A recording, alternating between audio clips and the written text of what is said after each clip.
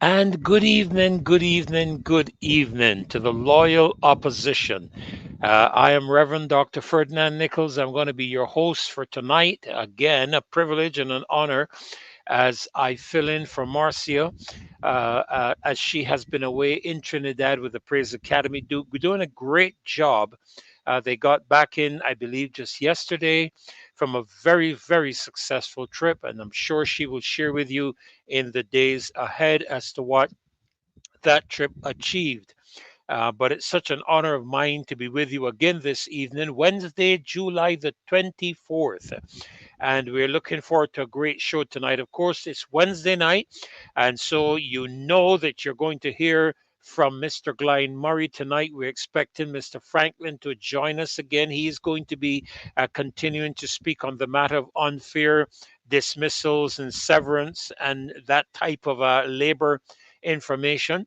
Of course, I'm not too sure what Mr. Murray is going to be talking about, but boy, I tell you, he always has something really pertinent and really powerful to share when he comes on. We're hopefully uh, we are going to have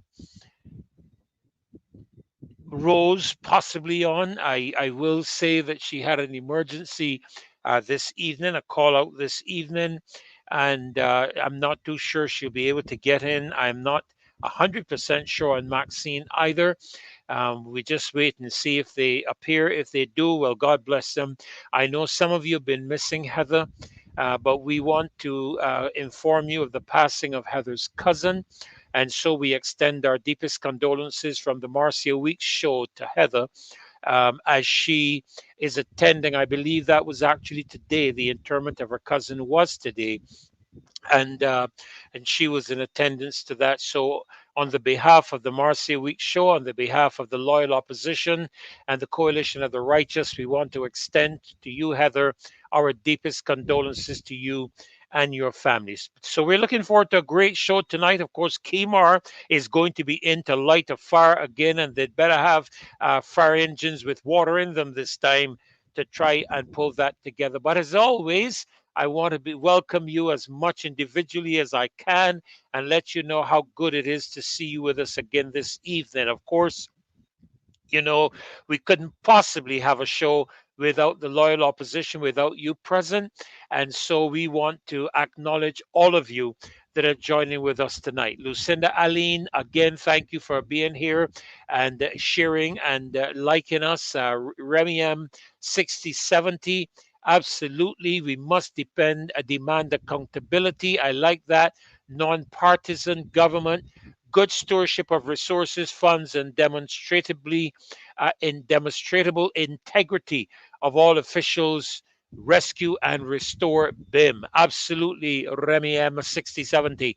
Junie Rock, good evening. Queen McQueenis, good evening to you as well. Junie, again, you're locking on from the United Kingdom, and I really, if I had a hat, I would tip my hat to you because I know it's at least 11 o'clock there tonight, and yet you guys are with us. We really, really appreciate that so very much. Queen B, good evening to you as well. Yes, thank you for liking and sharing, and I trust all of you follow her example and like and share as well. FX Trading BB, good evening to you. Mildred Ben, and it's me. Every time I see that, it's me, I think of the song, it's me, oh Lord, standing in the need of prayer. Not my brother, not my sister, but it's me, oh Lord, standing in the need of prayer. So it's me. Good evening to you, everybody. Joyanne Faith, good evening as well. Anika Hope, Erwin Nurse, and Smiling Butterfly. Wow, I love that. Smiling Butterfly. Good evening to you as well. Owen, great to have you back with us again, locked on from Philadelphia. Always a pleasure to have you with us. We're not afraid. Marcia, that's my Marcia. Marcia, make sure that whenever I am on this show, you are here because you keep me on my toes, especially as we start the show. Jefferson Sobers, good evening to you as well. Easy D, Elementary, my dear Watson. Yes, you got the image, Sherlock Holmes, right? Sherlock Holmes. Judy Jills, good evening to you. And welcome to the show again, to Ronnie Hall. Thank you for your kind words Juliet Gittins, to Alfred Benjamin. Again, great to have you locked on from Brooklyn in New York City. Diana Husbands, I think I saw Judy Jilts already, but anyhow, Judy, welcome again. CG, Diana Husbands, Ryan Rock, good evening to you. Rhonda Paris, Marcia, yes, absolutely. Good to see you as well. I'm trying, I'm doing my best. Mind your business. I like that. Good evening to you, Marilyn, Marlon Brathwaite. Good evening to you as well, Judy Jilts, Ryan Rock, Beverly Prescott, Mystic Angel, there you are. Good night. Good night to you as well. Flo Joe Maloney. Last time I heard of anything, Flo Joe, it was that phenomenal athlete, that young lady that tore up the 100, I think, and 200 meters for the U.S. And I can't remember the Olympics, but I think of her whenever I see your name there. Clive Osborne, Joy and Faith, good evening to you as well. And yes, condolences to Heather and her family. Marcia, I saw you express that as well. Indeed. She's lost her cousin. Monica N. Sandra Brewster, good evening to you. Victorious Queen. Tyrone Blackman, good evening, good evening, good evening. Well, tonight is going to be one of my closing night really for the midweek sessions. You know, I'm normally on Mondays, but I've absolutely enjoyed sharing the platform with you and with my fellow panelists. My goodness, it was such a pleasure and an honor and a joy to be sharing with Glyne and Rose, Maxine, Kemar, Caswell, you know, real stalwarts of our nation, people who are not here because of their personal interests and aggrandizement. So, yeah, and you know, I am so happy. Sugarcane King, good night to you as well, and all of the others on this chat. Yes, sir, I agree with you. All the loyal opposition, we are really happy to have you with us again tonight. So remember to share, like. You know, get people out there, get them on the show tonight. We're going to have another great show, and you know, there's a sense in which I'm happy sometimes when the others don't tell me what they're going to share on, because you never know what's going to happen here on this show.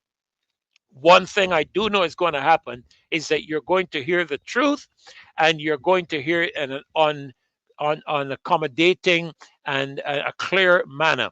And so we are honored to be here to be with you again tonight. Dale Rail, yes, good evening to you. And Lemuel Tell, good night to you as well. Aaron Hunt, greetings, freedom lovers, and Beverly Prescott. Thank you so very much for your kind words. I really do appreciate them. And I just want to say thank you to all of you. You know, you make this show possible. And we thank you for sharing and having others come on the show.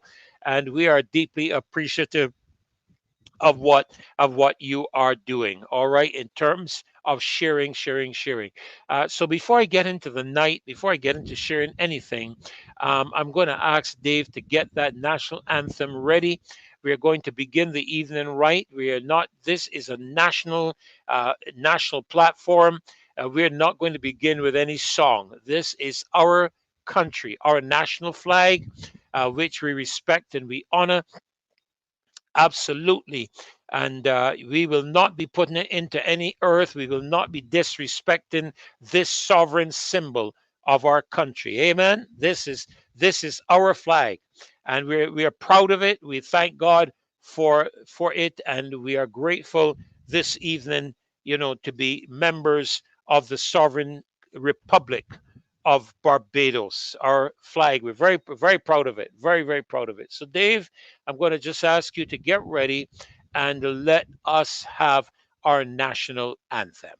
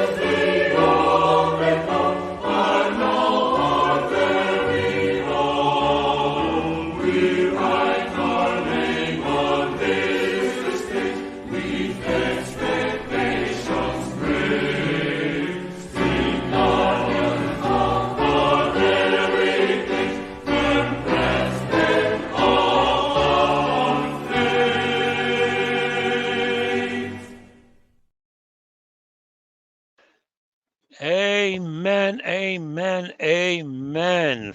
Strict guardians of our heritage, firm craftsmen of our faith. That's why we are here tonight.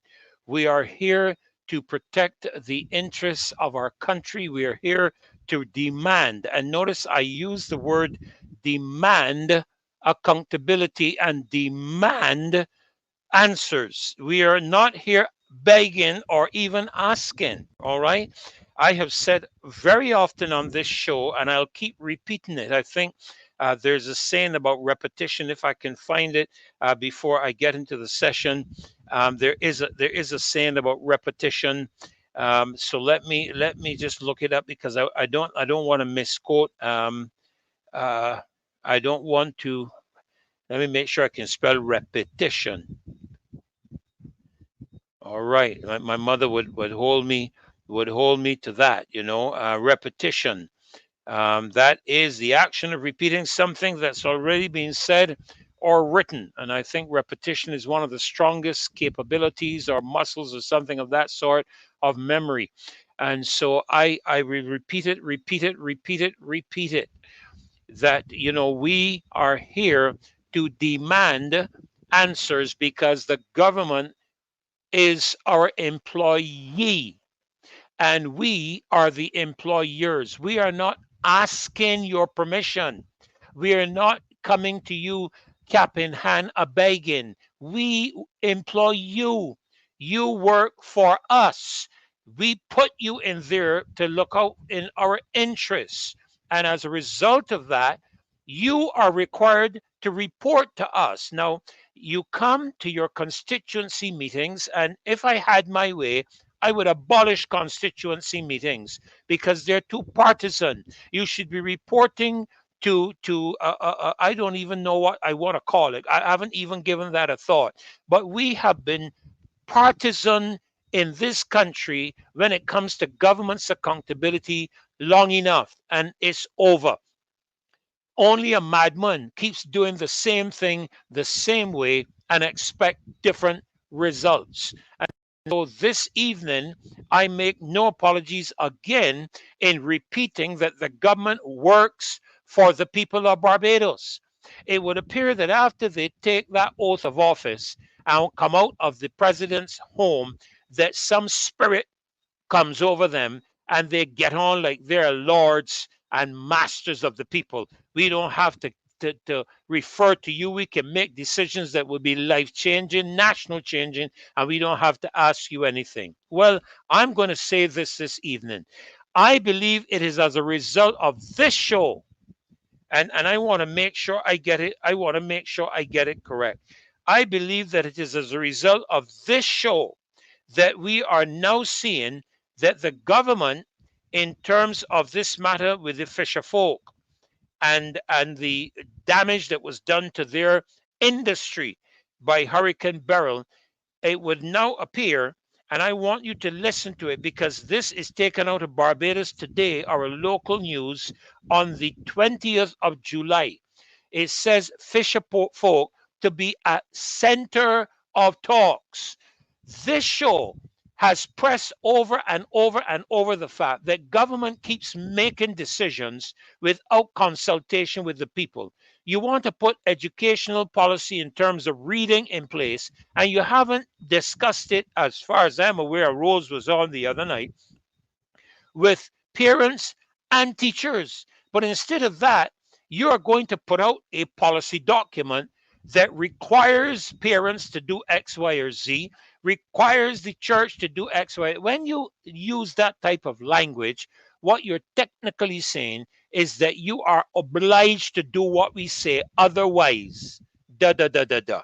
Well, you don't come to the people of this country with that kind of an attitude because we will diss you, we will dismiss you. And I can tell you, I, as a part of the church entity, will not do something that government tells me to do as if they are in a mode to intimidate me, and I will reap consequences if I don't. Come to me with that attitude, and you will get a resistance that you are not going to particularly like. But nevertheless, I see that the fisher folk, and I quote from the article, will play a major role in discussions when fish processors meet with the officials from the Ministry of the Environment and National Beautification, Green and Blue Economy. This was disclosed by Minister Adrian Ford at a recent press conference held at the ministry at Warren's Towers 2, Warren's St. Michael. Well, you should have been having that meeting with them ages ago, not now as a result of Beryl. And had you had that meeting with them, they would not have had the damage. And I am not a fisherman, but I do know it takes certain things to get boats up out the water. I do know that there are places in the area where those boats could be preserved and kept, except you're dealing with a massive category 5 hurricane or 4 hurricane or something of that nature, which of course Beryl was. But she was south of us. Thank God she was south of us. Otherwise, it would have been pandemonium in this country. But nevertheless, why are you not going to do the same thing with the young people, the youth crime and gangs? Why don't you have a meeting with them too, with the leader of the opposition present? Because this is a Barbadian matter. This is not a BLP matter. And let me remind you, sir, madam, sitting in the House of Assembly, that you are not representatives of the Barbados Labour Party people in your constituency. You are representative of all of the people in that constituency, those who supported you and those who did not support you. You are representatives as a result of a vote to put you in office. And the government is not the government of the BLP, it is the government of Barbados. And so you ought to be engaging every stakeholder when decisions are going to be made. That is why last weekend, when the Prime Minister got up and talked about 5 minutes of meditation and a time of prayer, did you consult with the spiritual leaders of this country? Question to be answered. Did you call the bishop of the Anglican Church, the bishop of the Wesleyan Church, the bishop of the Nazarene Church, the bishop of the Pentecostal Church? Did you call the Barbados Christian Council president? Did you call the Barbados Evangelical Association president? Did you meet with them? Did you plan a weekend? Did you say, guys, we need your help. The country is in trouble. We ask you to pull together a national service, a national weekend where we can all pray together. Did you do that? I have my doubts. Why? Because the modus operandi to date has been one of not consulting with the stakeholders in this country. If you're going to deal with sports, you meet with the stakeholders. If you're going to deal with with the health, you meet with the stakeholders. You don't just make decisions and then come and tell the people about it. That's what you did when we became a republic. You made a decision. You didn't come and as far as I know, I think I had heard something about a Ford report, and I'm sure Glenn will talk to me about that when he comes on. But even in the light of that, time transpired. Things have changed. My God, man, we have come through a pandemic with more misinformation, false information, and what was the other? Disinformation coming from governments than from any other source. Any other source. And so we are demanding of you accountability. Why? I'll tell you why. Because of what I'm about to say. I pledge allegiance to my country, Barbados, and to my flag, to uphold and defend their honor, and by my living, to do credit to my nation wherever I go. That's our national pledge. And if you notice, it doesn't name a political party, it doesn't name a prime minister, it names two things: our country and our flag. And I will keep repeating things over and over so that you don't forget. Because whenever elections are called, you can bet you're going to hear me speaking about these things and telling you that as a result of them, the government should not be returned to the office of governance. That is our position. All right. And that's not to be partisan. That's not to be Labour Party or Dem or APP. We are loyal citizens. We are the most important people in this country. Let's get this right. All right? Let's get it right. Now, you'll notice from the flyer, because I'll confess to you that I've been doing a couple of the flyers myself, and I put down this matter of investigation. You know why I'm going after this so vehemently? Because that's the platform that the Barbados Labour Party campaigned upon: integrity, transparency, accountability, rooting out corruption. Now, I think we have every reason to suspect corruption. Every reason to suspect corruption when you do not permit the leader of the opposition to establish how the Public Accounts Committee should function and what he wants to investigate and look into. When you start uh, taking the majority position so as to railroad him into a position that virtually ties his hands behind his back, that is where we suspect corruption. You're hiding something. If you have nothing to hide, then you should have no reason to stand in the way of the leader of the opposition and the Public Accounts Committee, be calling the Accountant General to a meeting to give an account on matters to do with expenditures and incomes in this country. You shouldn't. I don't know, ladies and gentlemen. I was listening to the leader of the opposition's speech as well in the House of Parliament, and I realized indeed that there came up a moment where you could not hear what he was saying. Now, I have run audio equipment for many years, and I know sometimes there can be glitches. I know sometimes there can be glitches. And I am going to choose to believe, and I think you would pick up some dimension of sarcasm. I'm going to choose to believe that it was a technological glitch. I'm going to choose to believe that and give the technology the benefit of the doubt. Although the way things are going in this country, I have my doubts. But the leader of the opposition said something that I want us to hear. But before we hear that, Dave, I'm just checking a message or two you sent to me. But do you have that message, that video that you played last Monday night with the deputy prime minister speaking at a public meeting? If you have that clip, I want to ask you to play it again. If you have that clip, um, I can't put my hand on it at the moment to send it to you, but I believe. Let me see if I have it here in my repertoire. Because if I have it here in my repertoire, I will play from my repertoire. I think I have it, Dave.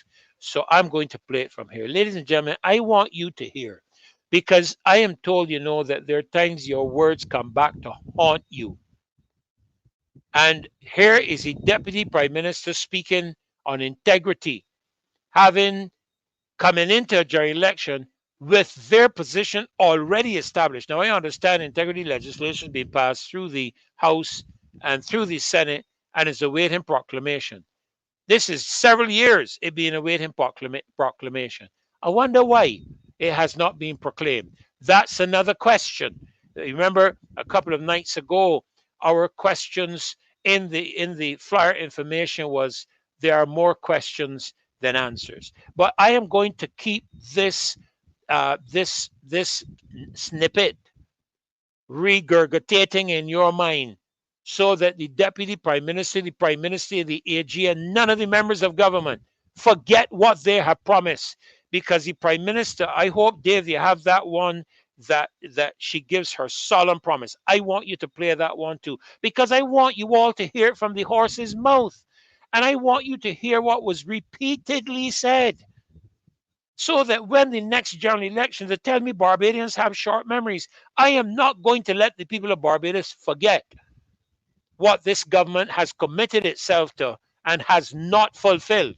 which are fundamental moral principles. And morality is knowing the difference between right and wrong. So I'm going to play this clip for you all so that you can hear it from the horse's mouth. We have had a situation where this administration came to public life telling the people of this country that they were going to introduce integrity legislation. Y'all remember that? That they were going to hold themselves accountable to the people of this country. That they were going to stamp out corruption. You hear that? You hear that? They were going to hold themselves accountable to the people of this country. I want you all to hear it. I don't want you to miss it. I'm going to stop it every now and again because I want you to hear it. We have had a situation where this administration came to public life telling the people of this country that they were going to introduce integrity legislation. Y'all remember that? That they were going to hold themselves accountable to the people of this country. That they were going to stamp out corruption in high places. I want you to hold on to this statement. It's going to be really important throughout this video. Remember what she's saying, personal accountability and the stomping out of corruption from the highest levels of government. Time comes because the Barbados Labour Party has come out front and we have brought a draft integrity legislation bill.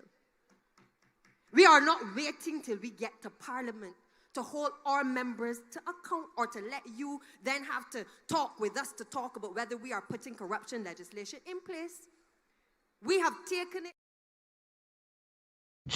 I am just going to stop it there because I don't know you can handle me carrying it any further. I really don't think so because they are speaking to the matters of corruption. The members are committed to that. Here we are today without the P.A.C being able to function, with the Accountant General identifying some serious malpractices in the business of finance of the government. So I would have to say on the basis of that, that is a hypocrite or hypocrisy that is addressing the matter. Now, Dave, I sent you a clip with the Leader of the Opposition, and I ask you to play the first 33 seconds for me. And I want to ask you to do so now. And when that 33 seconds is played, I will come back to the people again.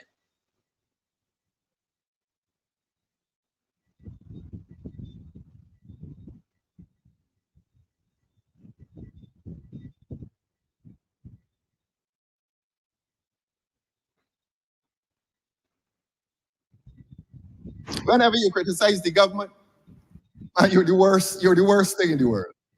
They call you all kinds of names. They tell you you're silly.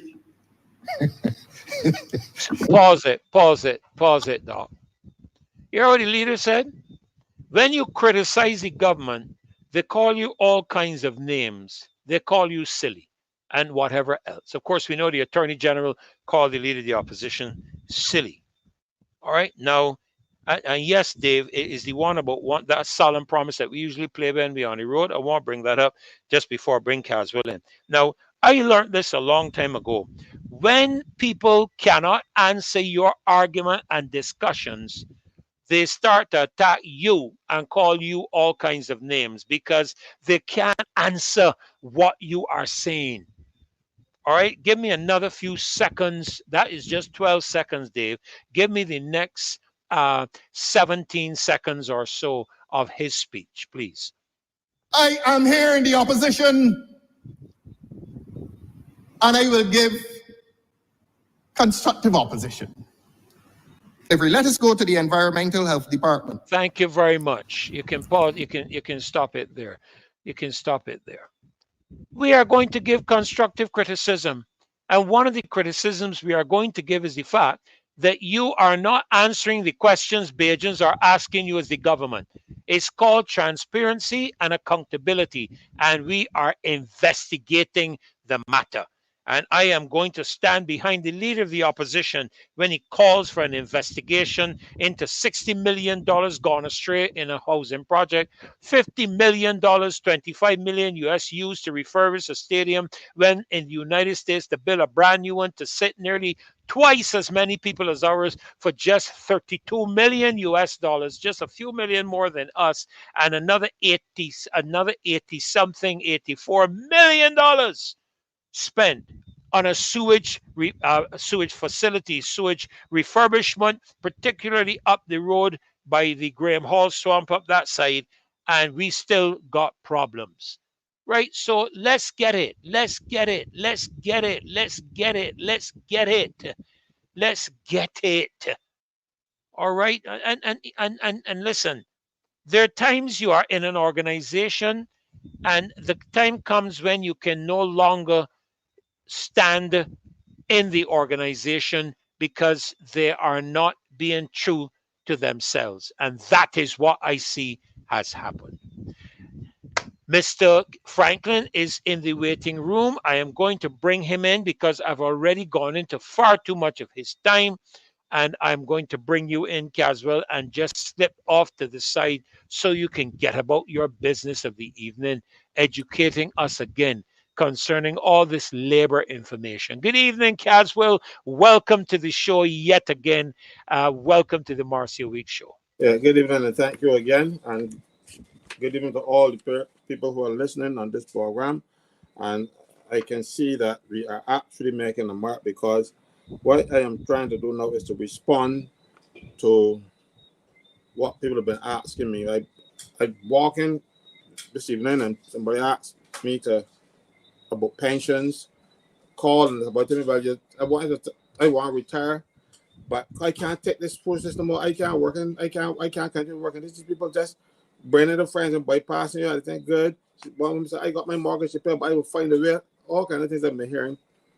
And I don't want them to make mistakes and retire too early, because it is Wednesday, Monday. I had to tell some person, no, you can't retire yet and get a pension. You see, because they have so many amendments to the pension regulations that it causes a lot of confusion, even among people who are practicing, even among people who are supposed to be administering the pensions. The changes are so confusing. A few weeks ago, a lady came to me and she was questioning her gratuity. Mm-hmm. The gratuity was $57,000 short, based on my calculation, and the pension was $2,000 a month more. You see, people ain't getting it right. So let me just go through a little bit of the pensions for public officers this evening, so that they will know how to do it. First of all, you're entitled to a pension in the public service if you serve 10 years. You're not an MP, so you're going to serve 10. They have to serve 8. And after that, those 10 years, there's a formula to work it out. If people care to write, I can tell you it is the number of months that you work. So if you work 10 years, 120 months. If you work 32 and 30 years, 400 months. And the other calculations you have to do for yourselves. But it is the number of months that you work, not necessarily work, that you got paid. Because if you were employed for 30 years, but you applied for no pay leave because you wanted to go and take care of your grandchildren for a little while overseas, or something happened to your daughter overseas and you had to go up there, and you know that you can't get vacation for so long, so you apply for no pay leave. Those no pay leave months are not counted as for pension purposes. So even if you were employed in the public service for 30 years, but you had 12 months no pay leave, you only got 29 years. Okay, you got to have paid. So it is the number of months that you were paid divided by 600 times your annual salary. And that is that's the average annual salary. The average annual salary is the 3-year average. So what they do, they total your salary for the last 36 months, 3 years, and then divide it by 3, and that will give you your average salary. You multiply that by the number of months that you work and divide it by 600. That will give you your pension. Very easy. Number of months work divided by 600 times your annual salary. And if you want a rough guess, you use just your annual salary now, because the salaries don't go up so high that you will be off by any large amount. But if you want to be accurate, it is the last 36 months that you have to consider. 36 months. Now, that will give you what people call a full pension. So a full pension is not that you work 33 and 30 years. That is the longest that you would get a pension for. You don't get a pension for more than 33 and 30 years, which is 400 months. So if you work 40 years, they can only count the last 33 and a third, right? For pension purposes. So now, if you when take a gratuity, you will then get a reduced pension. The reduced pension is the formula I just gave you. That will give you a full pension. You then divide the pension that you just got for that formula by 4. That's a quarter of that amount. That would be your annual pension entitlement. You divide it by 4 and multiply that result by 12.5. That will give you your gratuity. And the gratuity 12.5, that didn't just pull that out of the hat. In 1947, they had determined that people live 12 and a half years after they retire, which would have been 67, because they used to retire at 55, right? So 12 and a half years, that would be 67 and a half years. So it was that most people died before they reached 67 and a half back then. It's not the case now, because with those jobs that you get, you're then at 40. And other people, of course, some of them live to 90 and stuff, but the fella that go out to 90, he beat the system. But they give you that 12 and a half lump sum, that 12 and a half like times the quarter of your pension. That's the gratuity. And that's why I tell people all the time, the government ministers, when they were trying to frighten people at the public service, they're going to get rid of gratuity. They're going to get rid of no gratuity, because them will get more gratuity than anybody else. And they get it faster, because you, for 120 months, that's 10 years, right? That is 612, 2, 620. That's a fifth. You'll be entitled to 1/5 of your salary, your salary after 10 years. Mm-hmm. The politician, excluding the prime minister, is entitled to half of their salary after 10 years, after 8 years. Mm-hmm. So they've been leaving, and of course, then in order to really qualify for a full pension, the maximum pension, which would be 2/3 of your salary, you have to work 33 and a third years. These last pension arrangements that they made in June, July last year, you don't have to work 40 years to qualify for what the politicians qualify for in 12. They get their maximum pension after 12 years. You get yours after 33 and a third. No. But for people who come into the service after the 1st of January this year, you're going to have to work 40 years to get what they were getting, they can get in 12. So that's just a little note to let you get angry. because, because no, I would be angry too, you know. You imagine all of you give public service. You know, the guy who cleans the street, he gives public service. The guy who operates at the hospital, he gives public service. The guy who works at MTW fixing the streets, he gets public service. So the MPs alone don't give public service. But they think that their service is valuable more than anybody else. And I always tell them, I don't care how much public, how important you think you are. Don't let the sanitation man clean the place for 4 weeks. All your public service and then gone to naught. So don't discard or look down on anybody because everybody has a role to play. All right. So that's the pension, right? For the 32 and the 30 years, you get your maximum pension. And you get your pension after 10 years. However, now I would advise people to put in your 10 years and left the public service and go and work with some money. Because one time in the public service used to have better pension arrangements.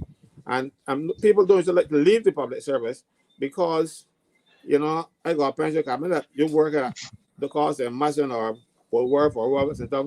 When you're done, you know. And you don't get a pension, you get pension for national insurance. But now the government has whittled away your pension so much that you are not as good as them, or sometimes they are far better than you. So put in your 10-year service, so at least if you get a little something, and leave. Go and look for some other work where you could then go make some money. Because staying in the public service now don't really help you. And that started with Barrow in 1975. He illegally, and I say illegally, reduced the pension that you're going to get from the Treasury by the amount that you get from national insurance. But you're paying for your national insurance pension. You are contributing to that. So why should you be actually losing it from any source at all? Or the pension that you're entitled to as a public officer, why should that be reduced for a pension that you actually paid for? It's not like you and thief want a pension on that, so you know. You paid for it. But he was trying to balance the books. And that is something that all political parties have done in office. When they're in trouble, they squeeze the public officer. You have to. Easily ask, what's the solution to this problem? And is there a solution? Yes, there is a solution. What Barrow did was illegal. Because under the Constitution, I think I have it somewhere near here. Under the Constitution of Barbados, you are entitled to your pension. And the only body who can reduce your pension is, well, say Governor General, but no president. And the president can only reduce your pension acting on the advice of a service commission. That is a constitutional requirement. Your pension is protected by the Constitution, your public service pension. So in order for that pension to be reduced, it must have been ordered by the president or the governor general. It was in that case. Excuse me. Barrow didn't follow those niceties. He didn't go ahead and amend the Constitution to take away that power from the president and give it to Parliament. Because in order to change a constitutional provision, you have to have a 2/3 vote of both houses. That didn't happen in 1975. So I am saying tonight, and I continue to say, that everybody whose pension has been reduced since 1975, the government robbed them, and they are still entitled to their pension because you are entitled to your pension until the day you die. So all of those people who lost pensions over the years, they have been robbed. They have been robbed by every administration since that amendment took effect on the 1st of September 1975. And they know better.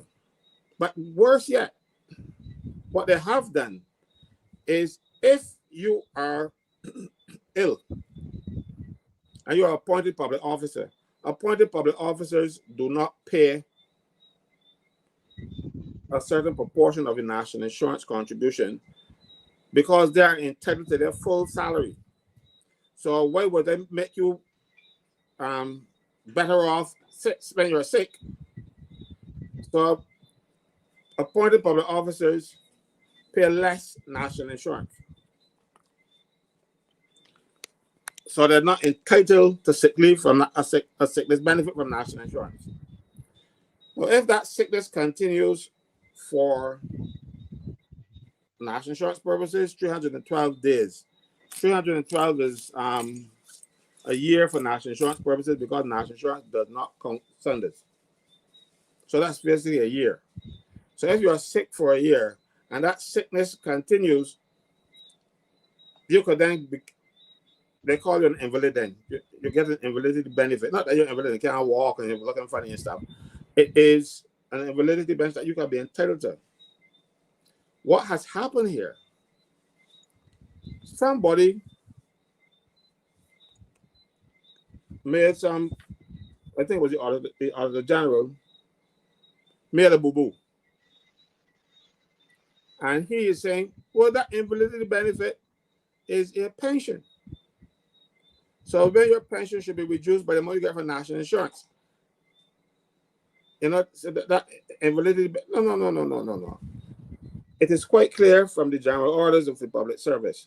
It says at General Order 8.4, the pension which is paid to any former officer or employee in respect of public service, which first commenced after the 1st of September 1975, shall be abated by the amount of any old age contributory pension, which becomes payable to that former officer or employee by virtue of the provisions of the National Insurance and Social Security Act. So if you are in receipt of an invalidity benefit, it is not an old age contributory pension. You get that at 67 and in a few years at 68. And it makes sense why you're a young man, 45, 35, something like this. But I thought you meant I was a young man. But you can still dream, you know. and you become sick. You pay insurance. National insurance is exactly that, insurance. So you pay that insurance to cover you because you can't take care of yourself. In the public service, now if you have 10 years service and you get sick and you are medically boarded, you become pensionable immediately. But that pension, because it is, let's say 10 years, you're only getting 1/5 of your salary. And then if you have that taken away by the amount you get from national insurance, you ain't getting nothing. So let's say you have a mortgage, and a lot of these mortgage companies calculate your mortgage to finish when you get 67 or 65, depending on your pension age. So if now the government takes away the money that you're getting from the treasury, what are you to do with 2 little children at school, one studying overseas, a car, and a wife? You become immediately pauper. And I remember I raised this with the Prime Minister. And I raised it until I got some notice. And eventually they gave back some people their pension. Some. And the Prime Minister said she's going to give back the people who, after she got office or something like that. No. The government is a continuum. So if you realize that the administration before you had done something wrong, fix it. You can't just go and fix for people. So some people get back their pensions, you know. And you would have seen some people from the National Assistance Board and all kinds of things. complaining in the newspaper that they were getting 2 pensions and then they take away 1. It wasn't 2 pensions. One was an invalidity benefit and one was your pension because you had enough service in the public service to merit a pension if you get ill. Mind you, those pensions in the public service when you get ill are only paid until such time as you get better or die. So you could reach a stage where, something, I had an injury, but over time to recover, it takes more than a year, and they medically board you and pay your pension. They can call you back to service if you are no fit to work. And as a matter of fact, there are provisions in the Pensions Act that if your post is made redundant, they call it abolished or something like that, the pension is payable to you, yes, but they can then offer you service, like especially if it is abolished, and if you don't take the job, then you can forfeit your pension because I find work for you. But they don't stress on that much anymore because the Caribbean Court of Justice was misled into believing that that fellow was getting pension too early, because Vincent Campbell, who was the government electrical engineer, they got rid of him because he would not do things that the politicians want him to do. Don't want him approved. He want him to approve electrical designs and stuff that he knew was not good. And when he said no, because everybody got power in Barbados, they take it away from me and abolish the post. And he put him in court. And he was getting a pension at age 37. They go to CCJ. CCJ did not even hear arguments on it. I said, 37 too early, and stop it. So the governments they know they're wrong, but because, the Caribbean Court of Justice, the highest court for Barbados, they are now saying, but the court made this decision, not we. So they're unfairing a lot of people. That's why they send home people now and don't give them their pension until they reach 60. So you imagine you're getting a pension from the government. You work for the government and they abolish your post. Because you are a public officer and don't pay national insurance, you don't get unemployment benefits. You don't get severance pay as a public officer. So what do you get? Nothing now, because the Caribbean Court of Justice made a mistake and they are not man and woman enough down there to fix it. This is the second time that they have done something like this to workers. That's why I lost confidence in them from very early. This was the first, and the second one was the case with Shafat and Harris, where they even did the arithmetic wrong. I wrote the registrar, and I wrote to the judges, and I tell them, look, even if you think you're right, when you multiply 2 by 2, you can't get 3.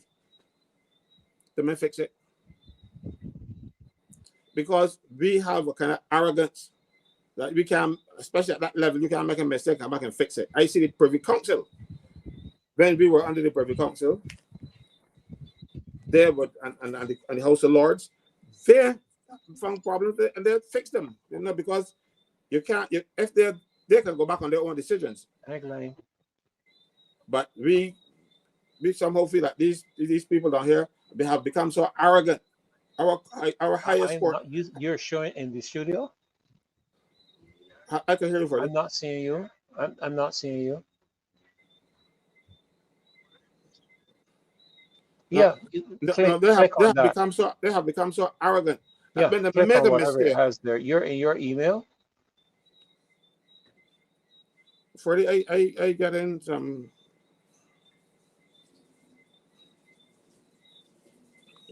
I was saying they're so arrogant that even when they make a mistake, they do not want to acknowledge it. But anyhow, that's another topic for another time. Pensions. Now, if you are working in the public service, like me, if you started in 1980, like I did, your pension, your retirement age would have been 55, early, 60, compulsory.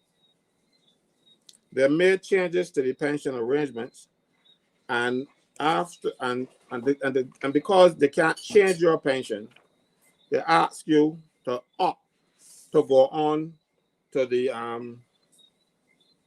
new pension age. If you want to, you can opt to go on. So by virtue of the Pension Miscellaneous Provisions Act of 1984, the compulsory age went up to 65. So if compulsory retirement was 65, then, but you could come off early pension at 60. So people coming in after the 15th of July 1985, their pension, their retirement age went up to 65. So remember that date. If you come in after the 15th of July, so appointed public service before 1985, then you could go off at 65. Then eventually it went up to 67. So took it there. But that was for public officers. I know this lot take it to 68. Mind you, that's one category of public officer. The casual employees who were there before the who were employed after the 1st of July 1971, their retirement age was 60 then. But that went up to 65 after the 1st of July 1971. But they did not build up any more pension credits, toward their pension. So however many years you had, then you reach 60, that would have been how long? That was a bit confusing for a lot of people. A lot of people working and didn't know that they accumulated any pension. As a matter of fact, that is there to abolish pensions for casual employees, 1971. I talked about this another time earlier in one of these programs, where the government implemented pensions for parliamentarians in 1969 and abolished pensions for casual employees, the people who work on the street and that kind of thing. 2 years later. So they made one for themselves, very generous pensions for themselves, and abolished pension for that category of persons. So then you were then to resort to the national insurance for your pension. Come what may, you go to national insurance, and the national insurance pension does not really cover you. That is what you need, because national insurance pension is supposed to supplement the other pensions that you've been getting. But somehow the government feels that poor people should suffer in retirement. The people who wear the red t-shirts and stuff, I don't mind about you no more. When you get retirement, you will go home and sit down and suffer because you're not getting the pension from the Treasury anymore. But you're entitled by law. The only body who can take it away is the Governor General, acting on the advice of a commission. Mind you, and they have to do it with cause. Like so your pension awarded under the Pensions Act. Now, if you commit a crime and have to go to jail, they can take it from you. You know, and you misbehave yourself, you form a public office and you misbehave yourself, you can still lose your pension. A lot of people don't know that, but you can't become a dirty old man or old age and think you can hold on to your pension. They can take it away from you. Oh wow! Okay. Yes. Yeah, they can take it away because the pension is not given to you as of right. The people who get their pension as of right are judges,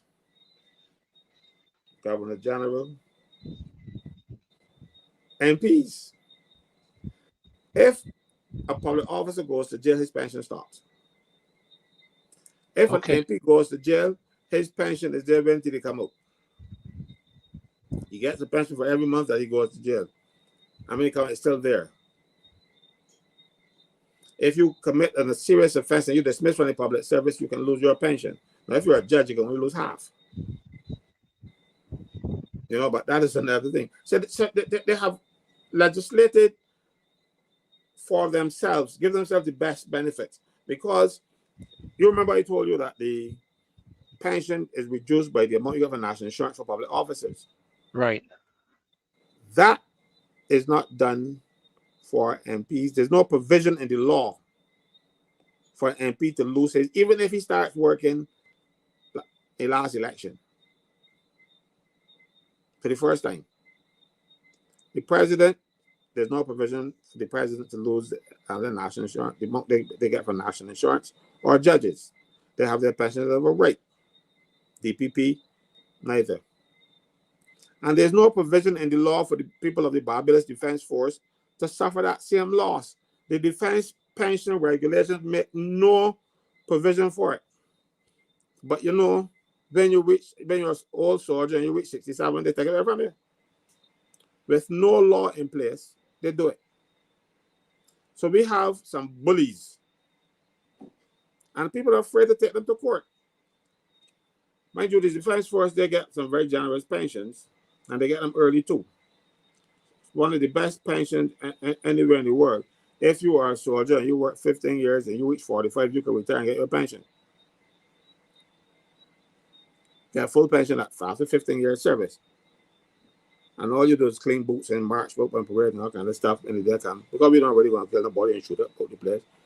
You know, and we have parade soldiers. We ain't got no real army type thing. We got parade soldiers. But they get a very good pension. But that aside, there's no provision in the law to take it away from them when they reach 67. But they do it. And I have actually written to the pensions committee, I think they call themselves that, and they have ignored. Maybe I didn't make it up. I just tell them, check the law. There's no provision for it. But they don't care what the law says. And this is the type of bad behavior that we have in this country. If you are entitled to something as law, and they say, but like, I can take it away from you. But do you have any legal recourse, Caswell, in the context of what you're saying? Do you have a legal recourse? Yes, everybody has a legal recourse. But let me tell you what my legal recourse, I think it should happen.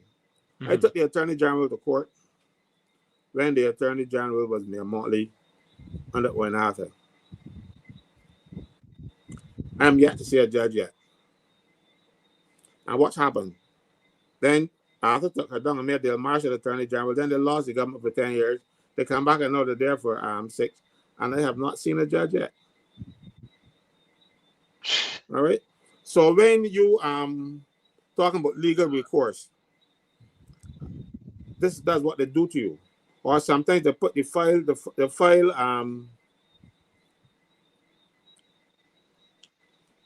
for instance, they put your name, Nichols, to file it under Q. Can't find it at all. Nobody can find the file, the left, right, and center. Nobody can find the file. Well, let me ask you There are this, always ways to do it. let me ask you this. And I wanted, I don't want to necessarily answer tonight because I got Glenn there in the back room.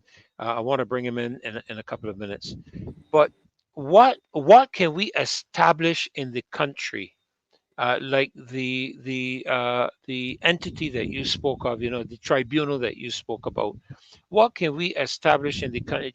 Isn't this something that somebody like the ombudsman should be taking care of, something like this? The ombudsman does not have any real power.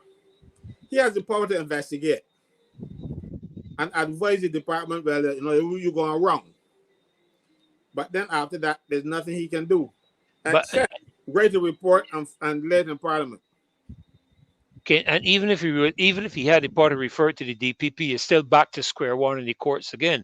What I'm trying to see is or does something have to be created that is an alternative entity, whether it is passed through Parliament, you would have to indicate that, an alternative entity, like say, for example, how we have the Fair Trade Commission. Where you have an entity of eminent individuals who will hear these things and adjudicate and conclude them. Because to be honest with you, but look what happens. When you nothing is taken away from the courts. You cannot legislate to say that the courts can't intervene. So what happens? The Fair Trading Commission make a decision, and one of the parties can say, well, we don't let the decision be taken to court, and you're stuck there. And you're back to square one again. Yeah, no, that's the problem. You Right, know, for instance, and there's certain things like the Employment Rights Tribunal that will give you justice quickly.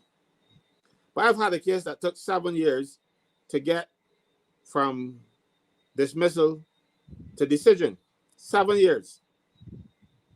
And I don't blame the tribunal, don't blame the people at the Labor Department for it, because they don't put mechanisms in place to deal with it. Because right now, you have one panel of the tribunal that can work. One panel. The tribunal potentially has 3 panels that can hear cases. But from inception, you had one secretary and one transcription person. Unfortunately, that person, that secretary and transcription person were one and the same. So if you had one person, you know, so even if you had 2 people, you could have had 2 tribunals working. But that person had both jobs, right? So only one tribunal could have met at any particular time. Then they have no home. So they got to beg for a space and we have to have a hearing. So let's say, and has happened to me on more than one occasion, we having meetings in one of the conference rooms in the Labor Department up in the Bark building. And the minister somehow decided that he want to meet with somebody. So he decided, well, I want the conference room. So now your case is adjourned. He has no respect. The room is occupied. He got something but to meet with somebody because he want to have a little show and a little thing. No, because don't talk about Sherburne or about something. No, they take away the room from the tribunal or from the labor officers who having a conciliation. He is that arrogant and that full of himself. And so right now, you have to be battling and begging for a room. When you do get it, he take it there. So what you're saying then is that at the end of the day, there's no justice for the people. There's no justice for poor people. That is what you're saying. And if you got money, the courts open fast and wide. Well, that has to change. Well, listen, I'm going to bring Glenn in, but while I'm bringing in Glenn, there's a question I'm going to shoot up there for you to look at, and maybe you can answer this while I bring Glenn in. Glenn, I just want to make sure you're hearing us. We're seeing you okay, just on mute. Let me make sure I'm getting your volume all right. We're seeing you, but you'll need to unmute your mic.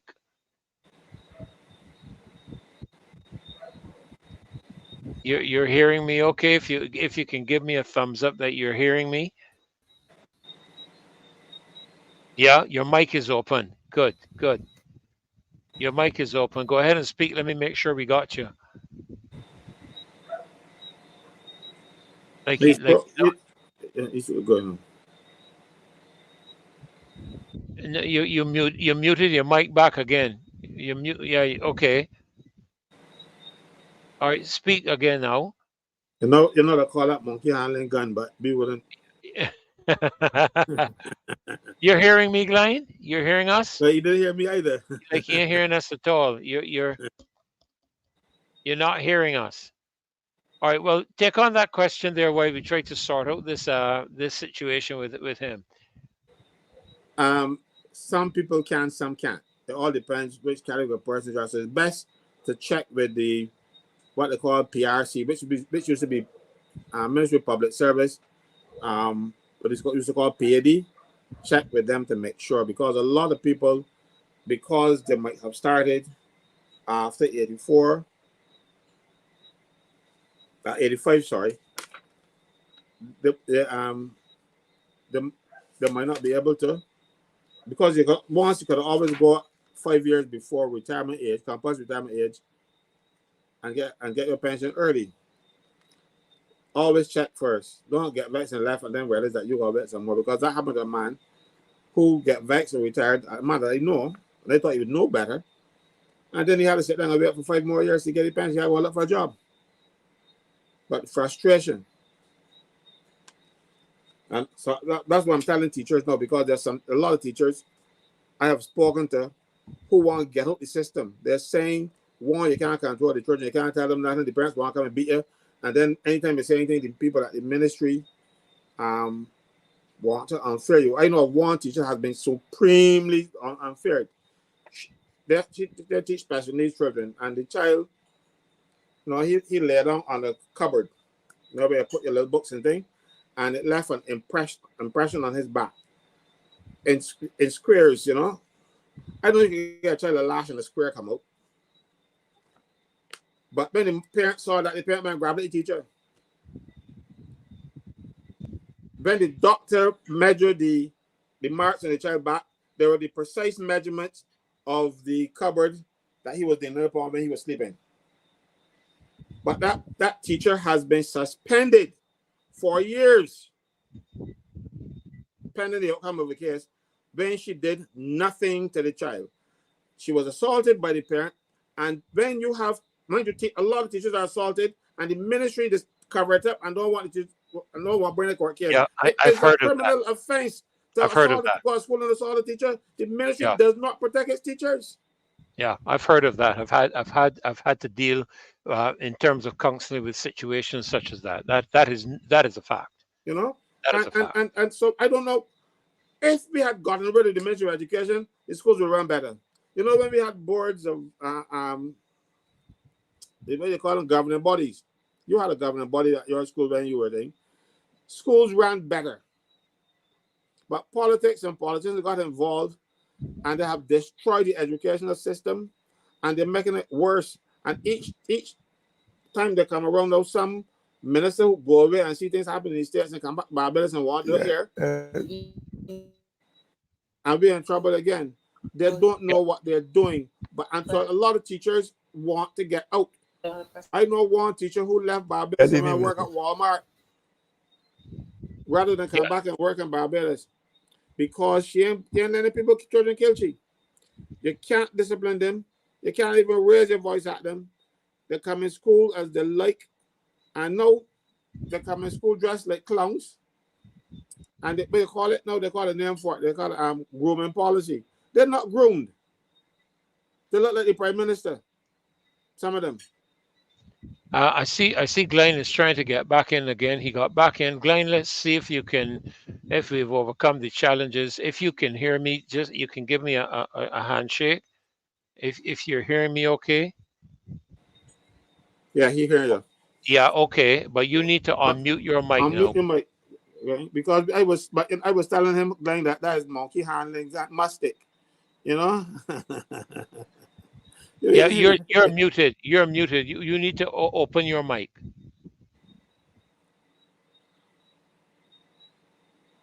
He's frozen now. Yeah. Right. Okay. He's you good. got me now? Don't trouble You hear anything. me? Yeah, we can hear you. Mm. You're hearing us? No. No. I said my thing says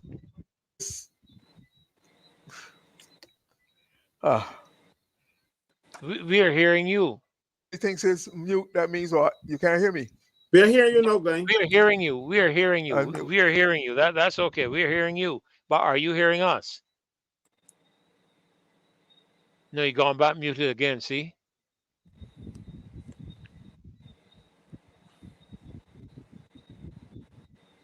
You better get it.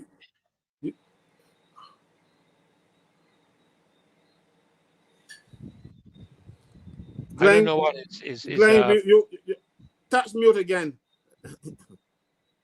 And leave it. After that, don't touch it again. Just touch it. We're not hearing you. We're not hearing you. Yeah. Okay. Good. Speak. We're hearing you. But I'm not getting. But No, you keep muting and or muting. That Gunnick is a big gun. Glenn, is monkey handling mustard. Must understand that. So if you go and put your hand on that mustard trigger and try again. Yeah. All right. I'm going to try to assist him. So let me just slip out for a minute. Caswell, you continue. You continue with what you're sharing. I'm going to try to see if I can assist Glenn to getting himself sorted out. So just continue for me, please.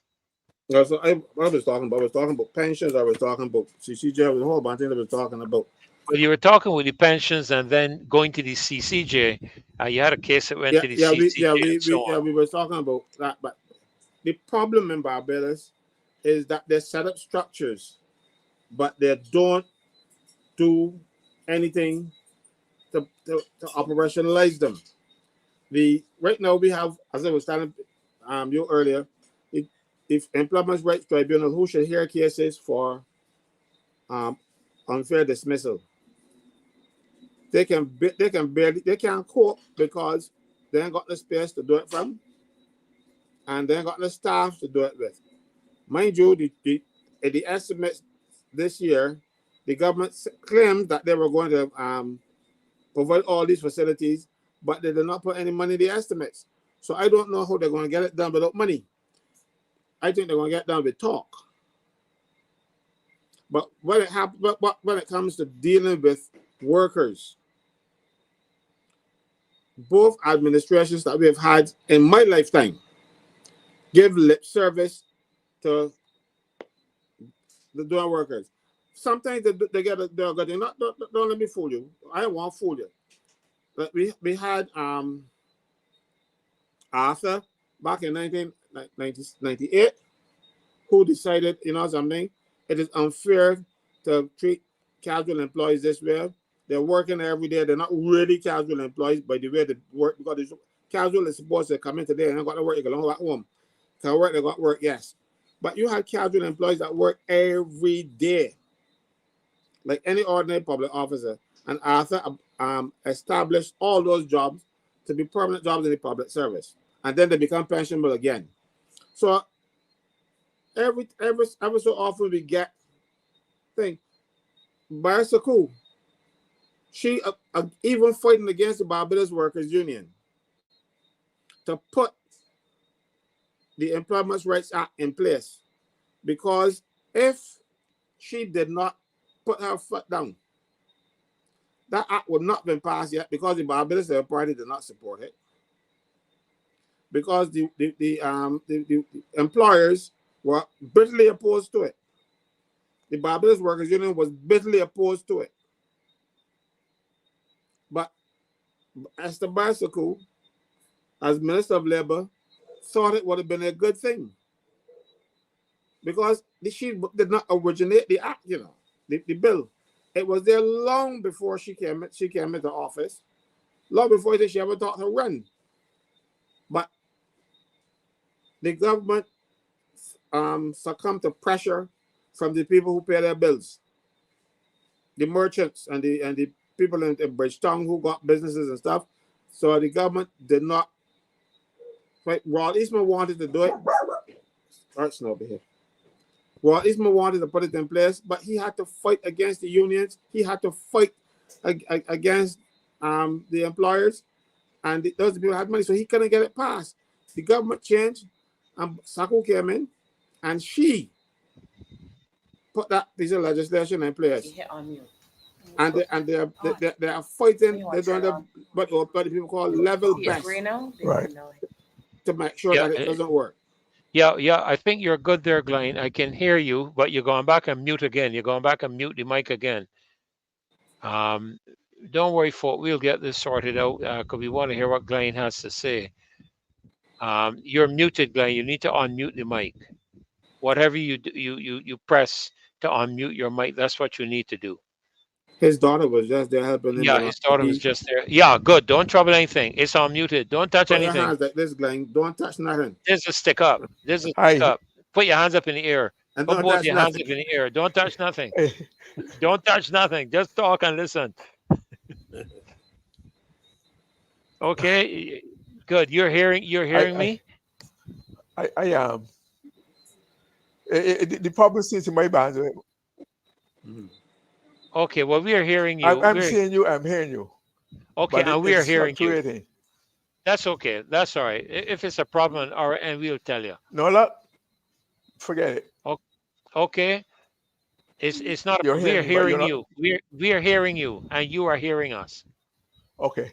So So can I you put can go. You can go. enough to You can go? go ahead. Go ahead. Yeah, you can go ahead. You can go ahead. Just don't touch anything on your computer at all. We'll handle everything. Okay. Um, let let let let let I want to apologize Yeah, we are because hearing you. are you We hearing are me hearing you. clearly? Yeah. We're hearing you. Okay. All right. I seem to be let me apologize because for the past several weeks I had been using my phone because my laptop was down and I needed a battery. It was lost in the thing, and now I'm got it back. So I'm supposed to be up and running. But my bandwidth is sticking, it's fluctuating. Sometimes I'm hearing you, sometimes you're sticking. So I don't know where to go. Maybe I should go back to my phone. No, you go ahead. You're running well with us. Right? We are Are hearing you you hearing? very Did you clearly. hear any of that? Yes, we did. Yes, we did. We heard everything. We heard everything. Okay. So you Well, can I'm go not. ahead. You can go ahead. It's yeah. Okay. Uh, you're hearing everything. Okay. Thank Yeah. you very much. Thanks for But your patience and you sorry to have wasted so much of your touched time. But I had something. some. You touched Tell something Calvin it and was not. turned off your camera. Tell Calvin it wasn't just me. Tell it wasn't it wasn't it wasn't hold on a second. You're talking about a musket, Casper, but this is a musket. No This man. is a laser, a phaser. Yeah, good. You're good. You just go, Lord. Glenn. But yeah, I'm But good now. you keep interfering with Oh the you, camera and the light. Don't um trouble anything. Take your hand off your computer and the mouse okay. and just talk. That's what I'm trying to do. Yeah, just But, do it. Just do but it. Don't I'm touch not touching anything. We anything. hearing you and I seeing you. swear. Ah, Good. I don't. Okay. Yeah. Okay. All right. Just to let Kaz know, it wasn't a case generally of monkey handling, and it was that the computer has not been working for a while, and I have again get reacquainted with it, etc. But Yes. can In you that show case, my theme for tonight, Freddie? Yeah, Dave, Can you would you have show my got theme for tonight? yeah, I'm just going to get Dave to pull it up. Dave, that message I sent to you with the information from there it is. There it is, Glenn. It's up on the screen. But I can articulate it. No, you go ahead. We have it on the screen.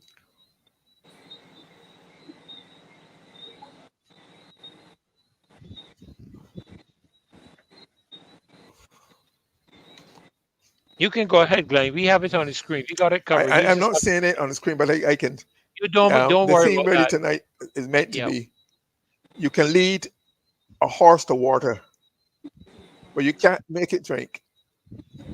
But it's slow and it's rolling very slow. The screen is slow. You can I repeat that? You can lead a horse to water, but can't make it drink. I mean that's an old saying that I'm sure most, if not all, Barbadians know what it's supposed to represent. But just for clarity, it means you can give someone an opportunity, advice, or whatever. But no matter how good, you can't force that person to take the advice or whatever or opportunity. It really is up to them Hmm. in the further analysis. And that saying crossed my mind as I have been reflecting on the performance of the government of this government as against my association with the government of OINATHA between 1994 and 2003. You would recall that because in those times, Prime Minister Arthur did make some attempts to clamp down on, on corruption in the public service. But at the same time, let me put this in the context of, you remember he made after he resigned from the Barbados Labour Party, he made two statements which were quite striking to the public, and one of which is repeated more often than the other. When he said, when he described no Prime Minister Morley as a despot, words of, so that is the clip. That is, it was a speech made at the bottom of steps of Parliament as he was being interviewed by the press. But there was also another one that he made when he resigned from the Barbados Labour Party, in which he said the Barbados Labour Party has lost its way, has lost its soul, has lost its Yes, way, yes. and it's lost its soul. And when I hear all the to and froing of and going on in Barbados over the question of um, the Public Accounts Committee and its function, etc., and the government's refusal, the present BLP government refusing to cooperate to make it possible for investigations to be done. I just want to point, let you know that when Prime Minister made some adjustments, made some provisions, what he was doing, he was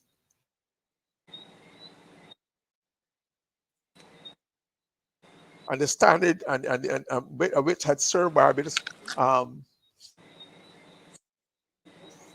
very well over the years.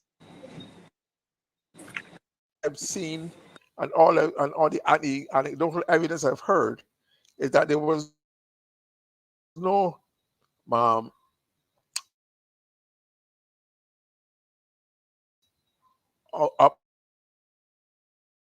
upsurge or large number of, there was no environment, there was no atmosphere, there was no widespread corruption of corruption as has been in the last several years in Barbados. Even between 1951, universal debt suffrage that brought but because it gave every Barbadian 21 years and over, then took the hands largely out of the hands of the colonial powers into the hands of Barbados gradually. The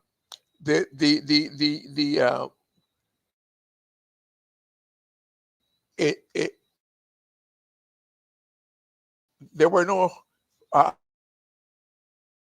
as a matter of fact, the first known case of corruption in government I heard was in the 1961 election, which the DLP won, when they would change the government, and they accused there was some talk of corruption. For example, the big scandal of the day was that a minister was supposed to have stolen a watchman's hat.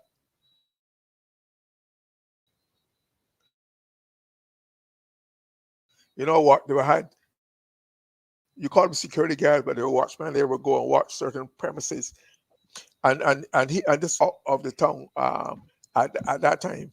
There was also Banks Bureau. Banks Bureau with no comment on the scene, just to buy shares.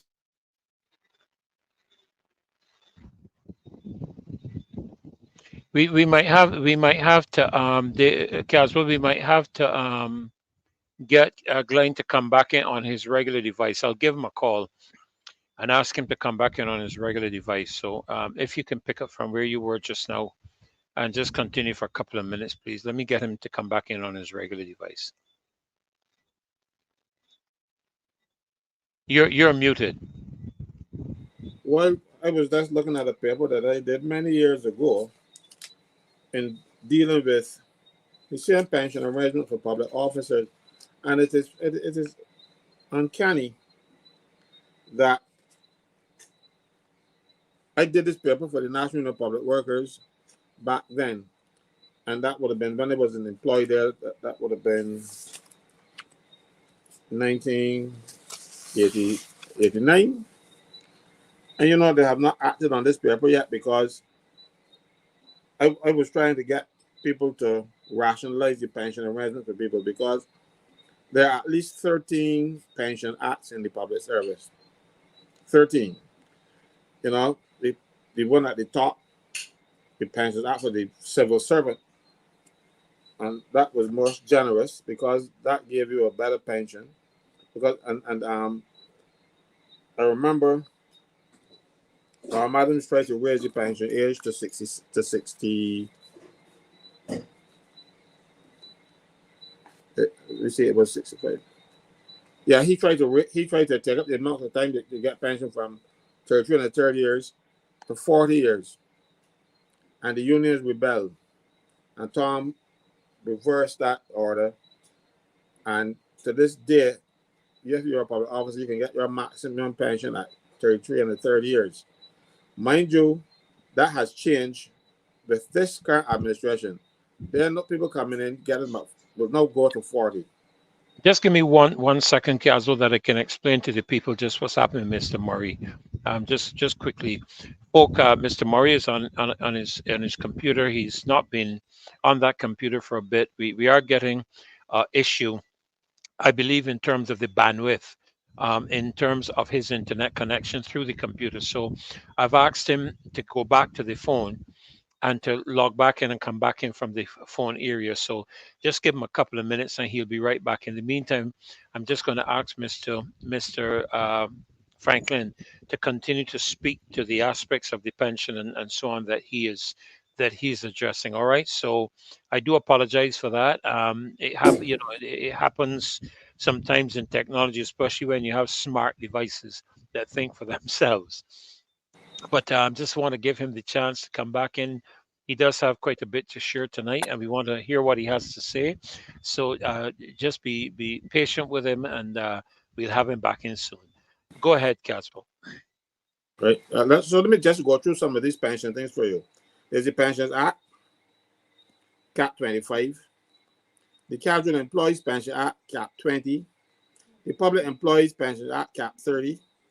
Teachers Pension Act, Cap 55. Teachers Secondary School Pension Act, 56. Statutory Boards Pension Act, 384. Cap 384. Statutory Boards Casual Employees Pension Act, 383. Judges Remuneration of Pensions Act, and the ones for legislators, Retired Allowances Legislative Service Act, 12A. Prime Ministers, the Pension Prime Minister Act, then the Governor General has one, and then Parliament has one for its staff.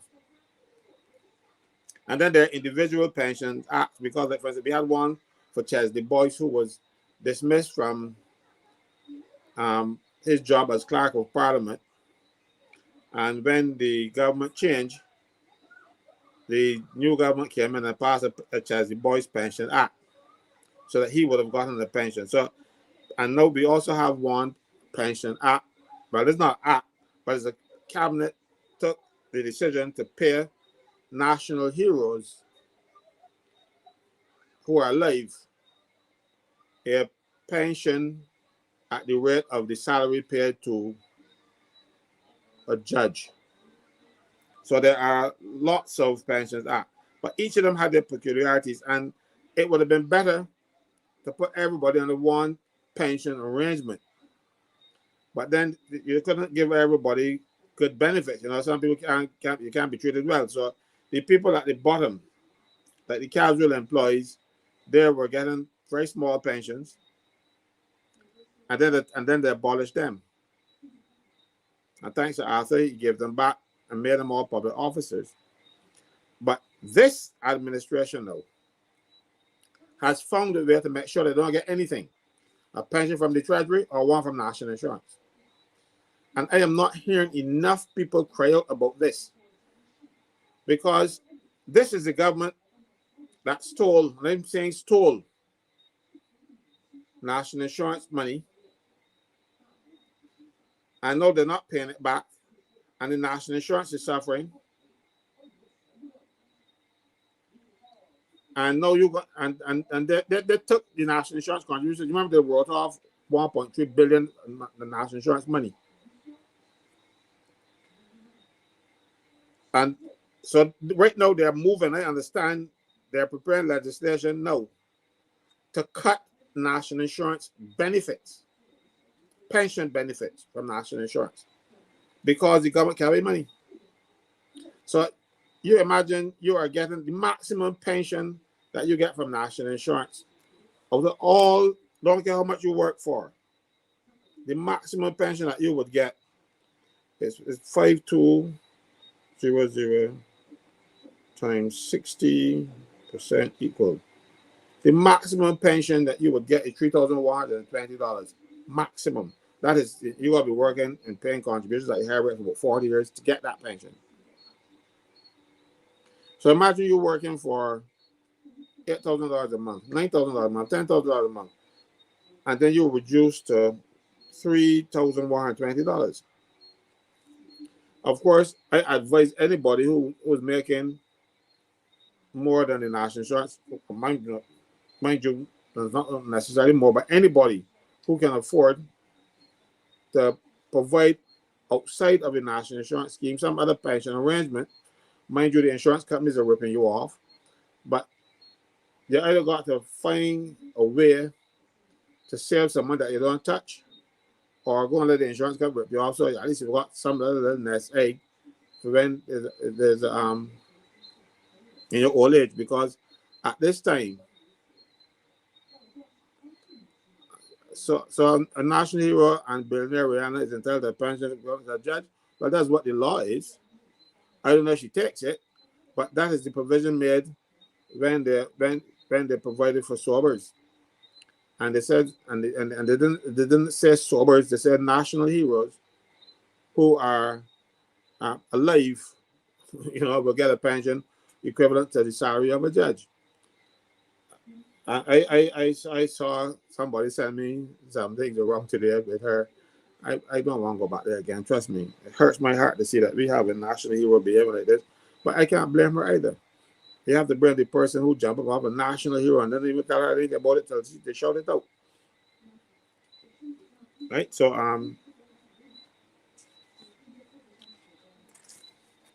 let me just go back through here to allow you to know that you must find a way to save a nest egg for your retirement. If you do not do so, you will go into a state of what they call genteel poverty. What that means is that when you get your pension, you pay the light bill, you pay the water bill, and you eat biscuits. And, so well, if you can afford saltfish, but you put thyme, and pray to God that you live on that. Because when you cook too much biscuits, the next thing you know, you get all kind of constipation, all kind of stuff, because those pensions can't buy vegetables and the things that you need. And pay the exorbitant bills that we are having. I do not understand why everything about bills is so expensive, and you choose to disadvantage the poor every time, every opportunity you get. Well, you can only disadvantage the poor when you're in power. So the poor has an incentive to take them out of power. It's up to you. One of the things, Kazal, I would really like to see added to the Constitution of Barbados is where the people can gather a particular number of signatures and appeal to the president to have an election called. I believe that is one of the areas that we need to have, reinforced within the context of the Constitution. The other thing is, in terms of a fixed date of the election, except the people have a problem with the government.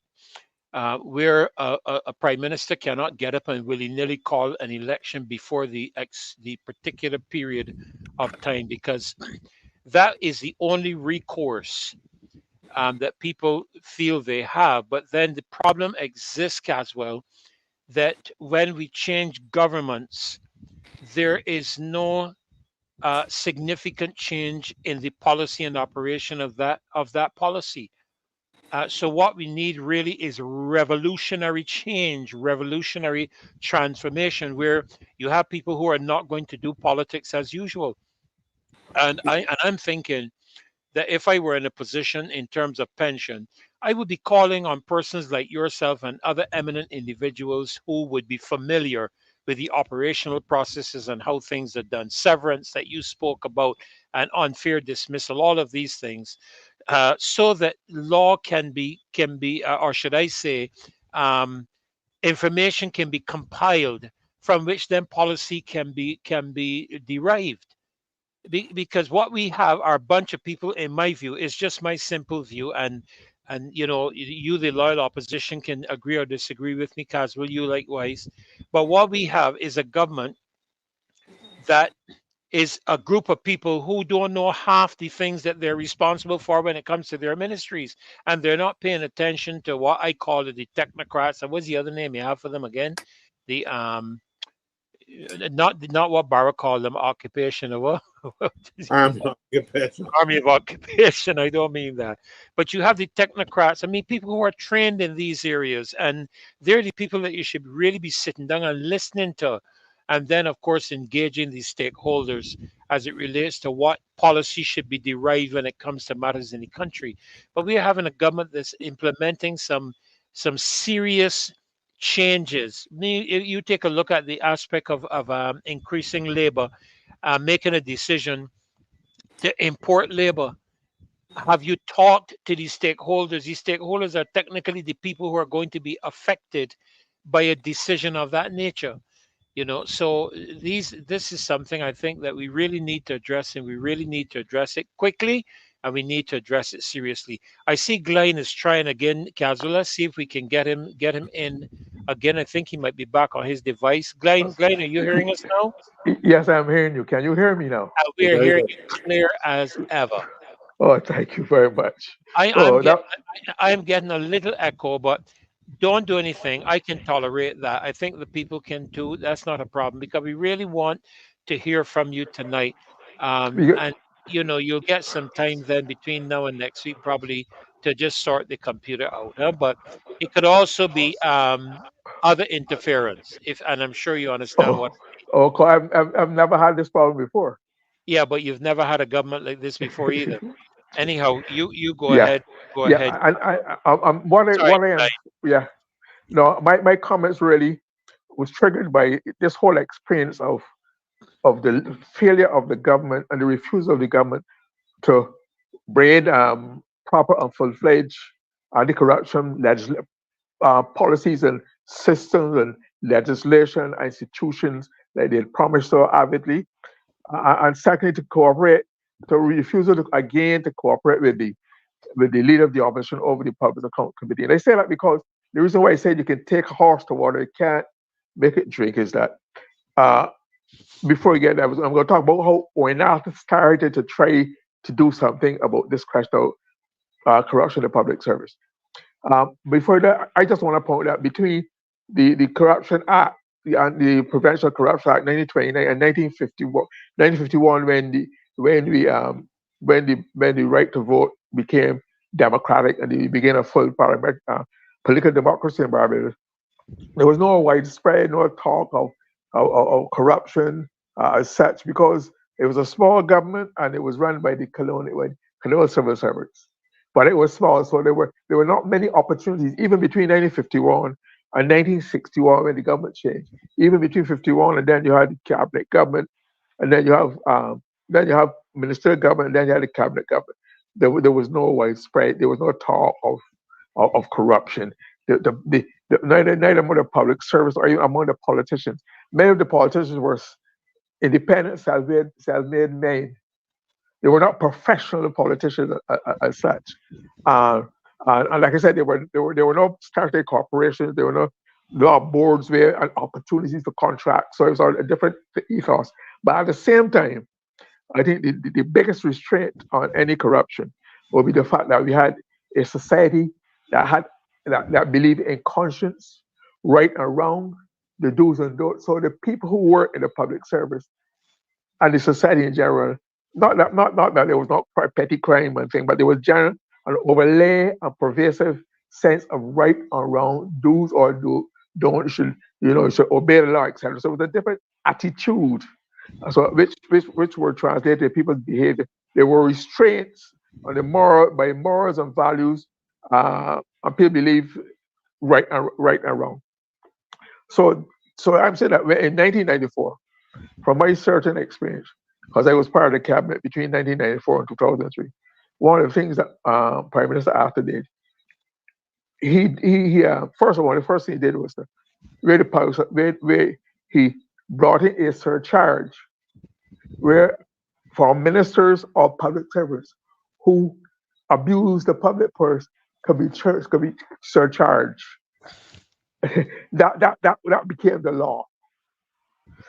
So he started to teach he tried to bring that culture into his Barbara Slave Party government. Secondly, we had found a situation where um, because the government up to then was the one where the public accounts committee is concerned, was providing the quorum of the majority, of this majority. Prime Minister had changed it to make it the opposition form the majority and set the agenda and they formed the quorum. So once the opposition was willing, not where because of a disparity in size, the government controls everything and practicing what you've heard me from time to time talk about tyranny of the majority, taking the majority, which is democratically given by the people, but not for these ends, and they use it to have their own way in every way you can. So like I said, Prime Minister have to change it where the opposition can form the quorum and have the majority for the proceedings of the Public Accounts Committee concerned. But that was turned upside down when because of the 230 loves in the 2022 elections. I know you remember that then leader of the opposition, Bishop Anthony, tried and started to make some inroads, but again he was frustrated by the whole process. And I see the same thing happening now with the present government, where leader of the opposition, Ralph Thorne, is concerned. Certainly, we'll all remember how imaginative the government was when it tried to get a very young person. I think Castle Coleman, the almost senator, appointed to the Senate. You remember the creative ways the government sought to do that and bring that about. Yes. You remember Yeah. you remember the creative way, how creative they were and find a way to amend the constitution to allow Ronald Adams and Kim McConnell to become That's right. eligible. Remember Yes. that they Yes. found a way of doing that. I am saying it is my humble view that in spite of and wasn't there also another stab at creativity that would try that sort to offer to the DLP party, which then had no seats after 2018, 2 seats in the Senate when it was no longer. So at least they made an attempt. I'm not sure about what were the motives, but at least the attempt was there. And where the motives are concerned, I often remember a saying we had in Spooner Cell that if something good comes to you, if the Lord send it and the devil bring it, is take it. Right? So I'm saying that even though they might have had one of the ends to offer make this attempt to offer the DLP 2 seats in the Senate, it was an offer which could have had good results for the society. But I'm saying I can't believe, I refuse to accept that they are refusing to find and make any attempt to to allow even though they have the vast majority of members they've gone back to that profile of where the members of the Public Account Committee are heavily in favor of the government. I think they're 9 or 10 out of 13 or something like that. And so if they wanted to, if they intended to, they can easily found a way of Yes. of accommodating more numbers Yes. that would allow, not strictly on the lines of House has said, they allow persons to amplify the size, enlarge the size, independent persons to do it, even if they have to go and amend the law to allow persons from the society, certain persons with skills to come and form the Public Account Committee so they can do its work, so they can investigate the government, so it can fulfill its mandate.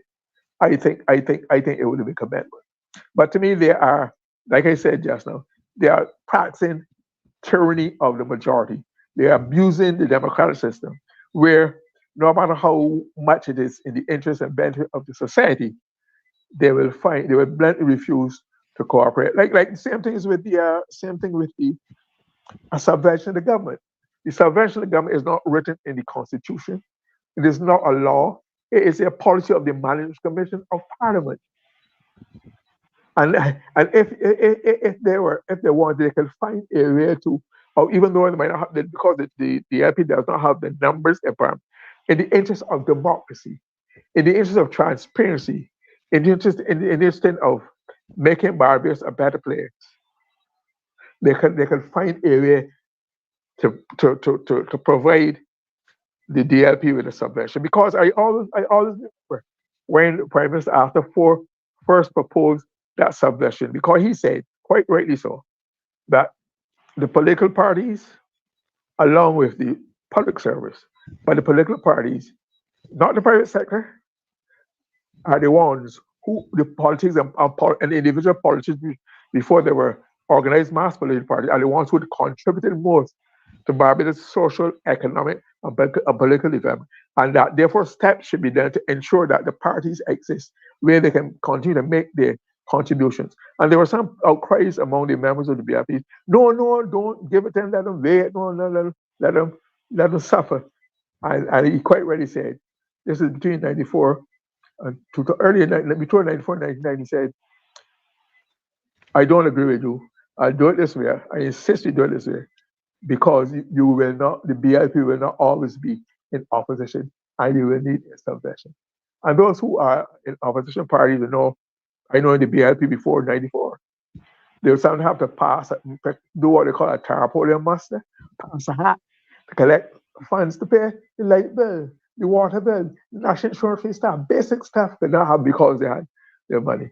They had no money, no even these small sums of money. So Prime Minister after mentioned that because the parties have contributed so much to the development of Barbados, the taxpayers were not object for them with basic sum of money, which was to be divided between the party based on the representing the House of Senate.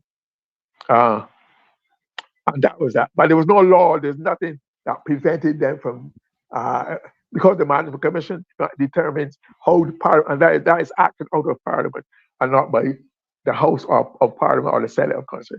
So again, I think the government is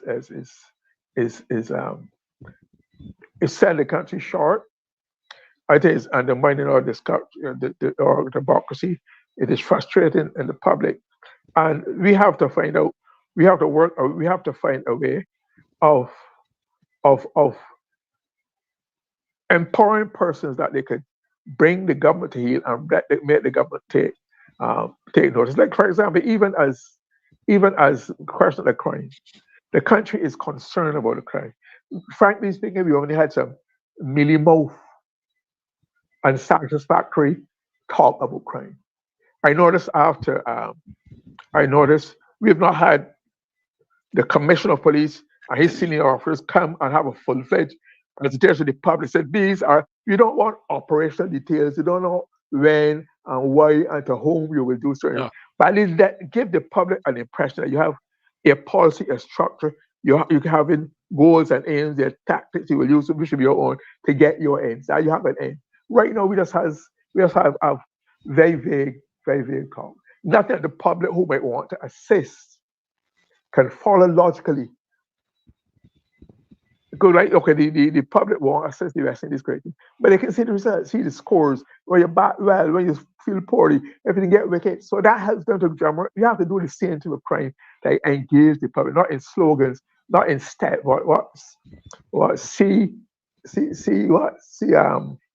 I forget, engage and party. Touch or something like engage. The slogan, the acronym that the Prime Minister came up with last time she spoke. I don't even remember it, to be honest with you, Glenn, because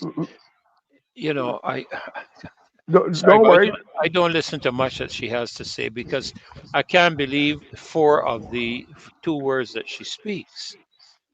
But don't worry about it. I can't remember because Roy Morris, who incidentally is see, touch, engage, participate. And Roy Morris, who's our director of people engagement, when he came on air trying to cannot even explain it because he knew nothing about it. I suspect just like that. That's like the Rihanna appointment. That was something the prime minister did out of her head, Yeah, her women fancy, yeah, yeah. because they're members of cabinet who said, because normally if somebody's going, if people are going to be honored, there are certain talk they get, so you get an idea what is it they offer. They didn't know. Most of them knew instantly over when it was pronounced. So again, you can see it happening.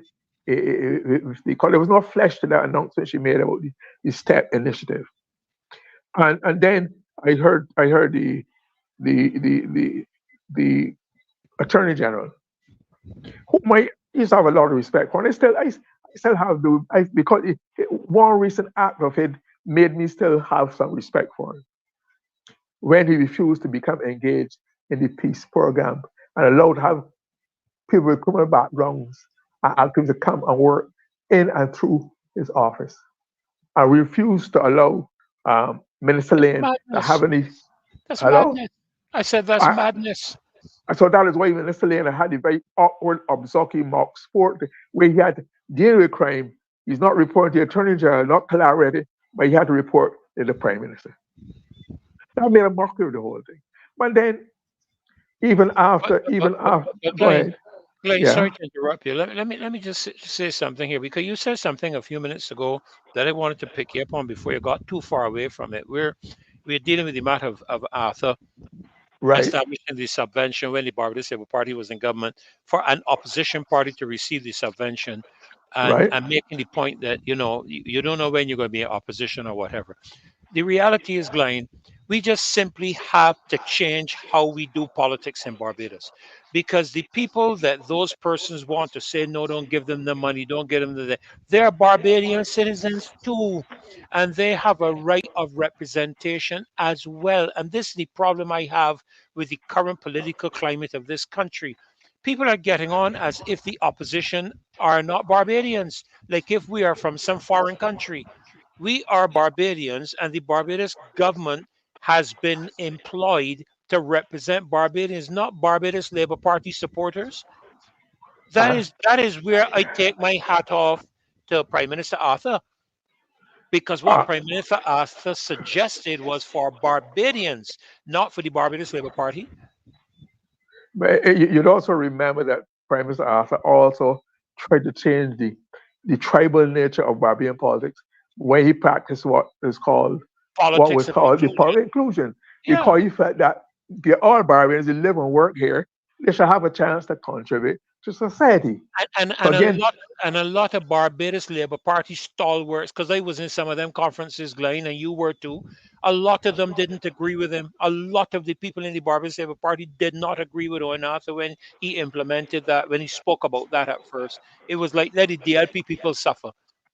because he tried to change the culture, he tried to Yeah, broaden the culture of the BLP. And the BLP had a culture before. I'm sure Caswell could tell you that, where leaders were respected, where they were not bowed down to.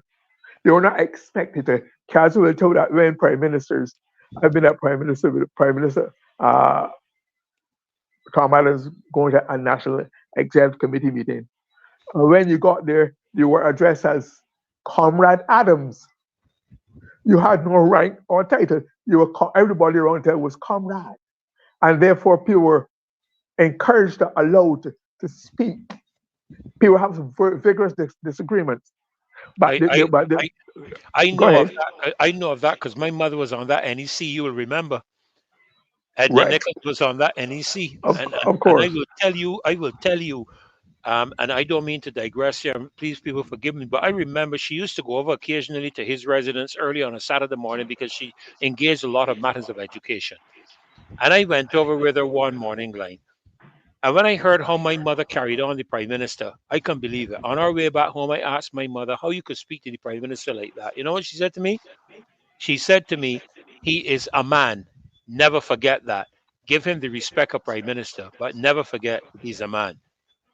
And that culture and practice. Yeah. And tradition had been encouraged up until Prime Minister Martley took over. In fact, even when she resumed of being leader of the opposition, that is when the culture changed, and that's why I left even before Prime Minister after the because I saw the culture was not one in which I could operate. Let me I let was me, and let me give you an anecdote to help bear what you're saying, Glenn.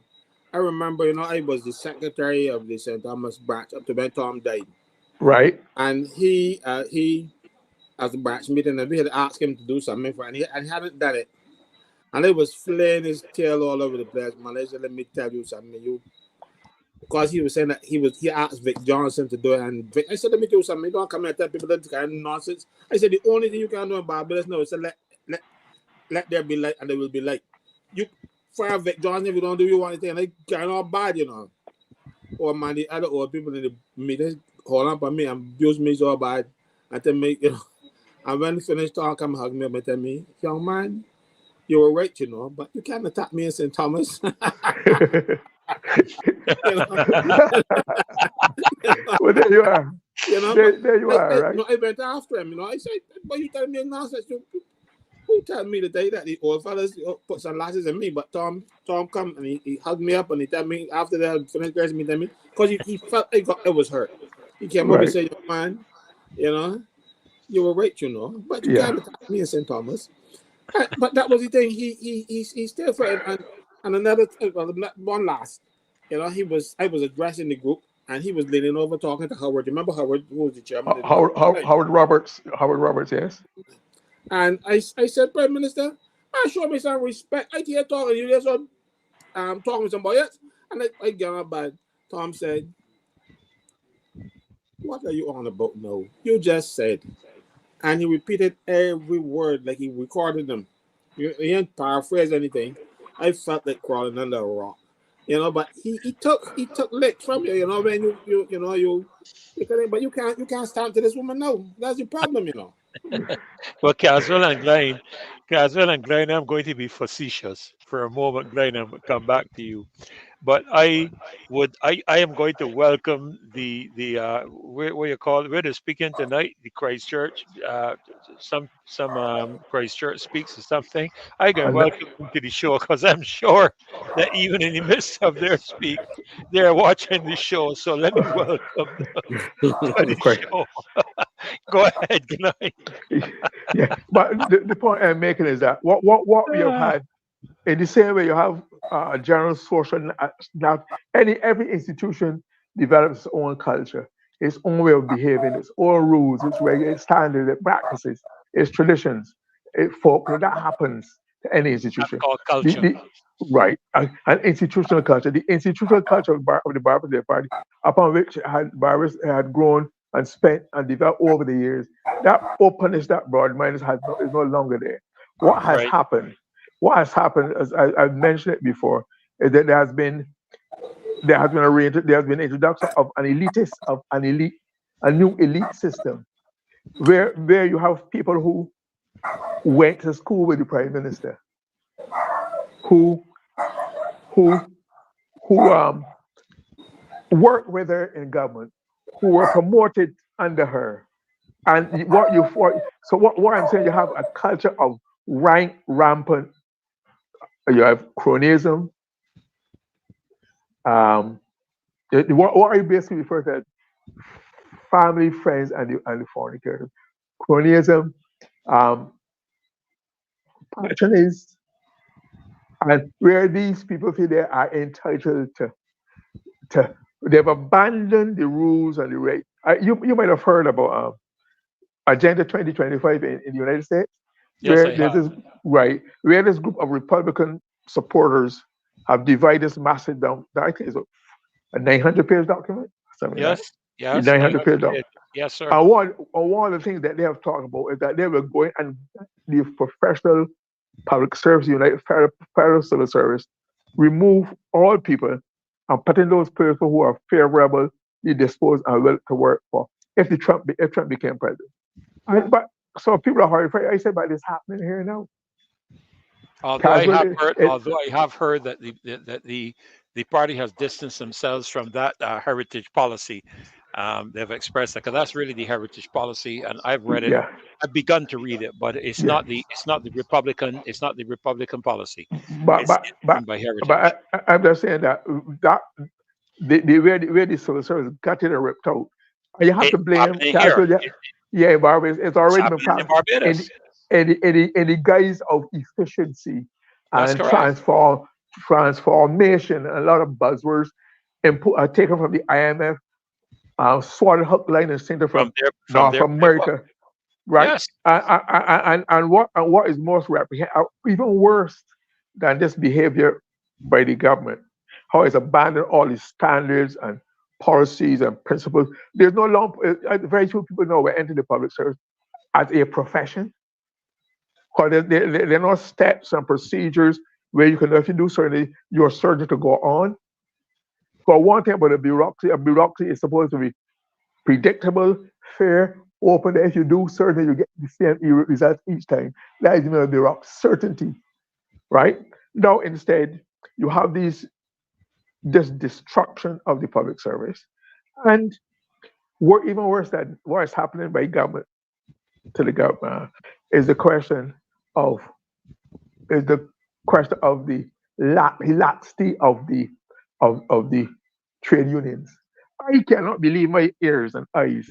I grew up in the 50s when the trade union was rampant and strong, and in the public sector eh, in the 60s and 70s, and they had guts and stamina. When Frank Walcott was a titan in the Barbados workers, where people would tremble if in their boots if they thought they had to confront them.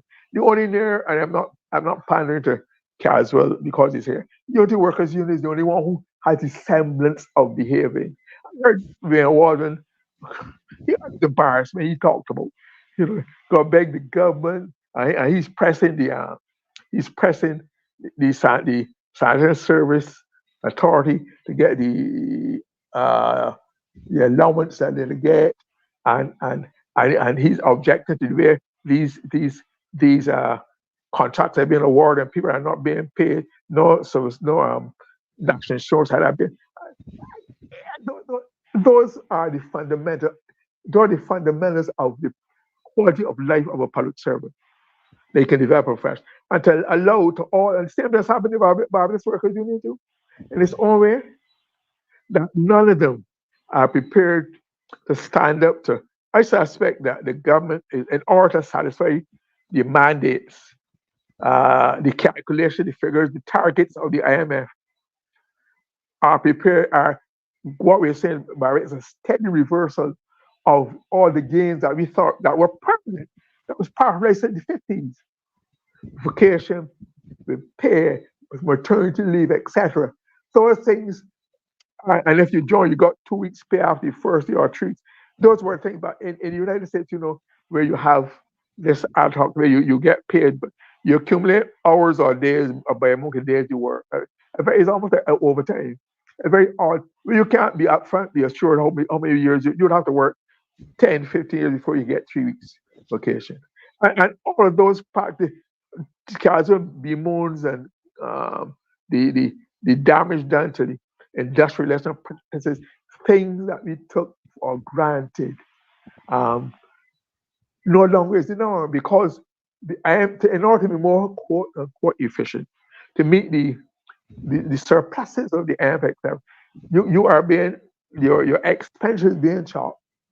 You are being told to reduce the size of your staff. You remember, Saturday government, what the first thing they did was what they call a monkey survey. I probably survey, but I wrote to my government a monkey survey where they sent out online asking I think it was just a trick to make the public that they involved decide which job should be kept or which should not be kept to cut down the size of government, reduce government expenditure, to make it quote unquote more efficient. Many of whom never knew what a long grade clerk was, what was a standard typist, because the title of the job were abolished and And that called jobs, right? Just I think because. that is what I think that Go is ahead. what Castle was referring to be honest with you, in terms of they're reducing the labor force, but they're adding the consultants. And Of so, course. and mind you, from what I would calculate from my own naive position, is I think consultants are paid more than the workforce combined, because the consultants are on contract. They're, if you're a consultant, you're generally perceived to be at a different level than the ordinary worker. So I don't see how it's going to work out in any way or shape or form. But listen, Glenn, No, I let see me, the arm. Freddie, What, let me jump in here to confirm and I what have, you were saying. and I have one comment. Let me confirm what you were saying. But yeah, The very Prime quickly, 'cause Minister very I want to bring recently, Kimar in. right? The Prime Minister very recently issued instructions that those consultants around her, not the ones that work in the registry and those that other people that run on the streets, will get a 20% gratuity backdated to July 2020. So they were getting, in essence, a 20% increase in salary that they were not entitled before. But then she turned around and gave it to them. Airport, I think it was, and backdated it. So they get. So let's say you're a consultant and you are doing exactly the same thing they do, you can get 20% more salary than me. That's the Uh, problem. but what is really happening is it is degrading, devaluing, and impoverishing Barbadians. While we are being quote efficient, meeting the making it the IMF targets. Show me a developed country which has gone to IMF program, especially one like the nature of Barbados, because we are in these programs indefinitely. That has come out better. That is better off. Jamaica has been in since the 60s. I remember Prime Minister Adams telling me they will never recover. The 60s, the Jamaican dollar is now worth about 170 Jamaican dollars to $1 US. When at one time the US dollar, Jamaican dollar was had more value than the US, than Jamaica. We are being a bit of mockery and we're just going about just so that they can look good. Final comment, really good. I really thought that when the uh, government was talking, the Prime Minister was promoting IMF and how great they had done in finalizing this in a short period of time. It was a record, etc. Because they were having inside treatment from Kevin Greenwich, right? So they knew what they wanted. I really thought that we were going to have this program. It made it seem as though we end this program, and that we would come up better off. Barbados is not better off; it's worse off now since then than ever. And there are no signs that it be made better in a hurry. Like, if we did not have such a well performing tourism industry, we would be in God's guts. And nothing's being done. Nothing's being demonstrated that they're having another leg to stand on that will help us sustain us economically. So I'm saying is that this elitist group is in charge. They are controlling everything. They're they're demonstrating that they have the power, the eyes, the ears, a heart of the prime minister, and that they are now the new rules. They are who you say the same people that went after refer to as warned against about the Negrocrats. These elitists are the new Negrocrats, the new elite of Barbados are these persons. You said they have the heart of the Prime Minister? Yeah, of course, they have They're the heart. lucky because there's no wonder she ain't got it because they have it. That's metaphorically speaking, Ken, but you know that. They have the heart. That's why she ain't got it. No. Because she ain't got the So, heart with people here. but if you could give me one last thought about the trade unions, Ferdy. Yeah, sure. And Caswell, yes, you were right. Well, I heard you mention tonight about the appointing 5,000 public servants. I am body who spare had that drive for the Prime Minister and the Cabinet. Dennis Clark and all the sat around Freddie Ford for the and worked that through the system. Man, we were told that we would have had to um, amend the constitution. It would cause all this disruption, etc. And acting on that foolish advice, the government spent some $20,000 for Professor KFL, only for us to be told by these public servants when they met with them, no, that is foolishness. We did it. It did not cost a state a cent more. But even so, my last, I gotta get this off my chest now Mhm. about trade unions. I remember when I was in the Prime Minister's office, I also used to be in charge of the security guard service, government and private security guard service. and each security guard had to have a license which you pay for every year. So they have to come and renew the license and what. And I'm talking to some of the more private one called the government guards were paid far better than the private security guard. I realized that how badly they were being treated. So I got a printout, a massive printout of hundreds of all the names of secure names, addresses, telephone numbers, ID numbers.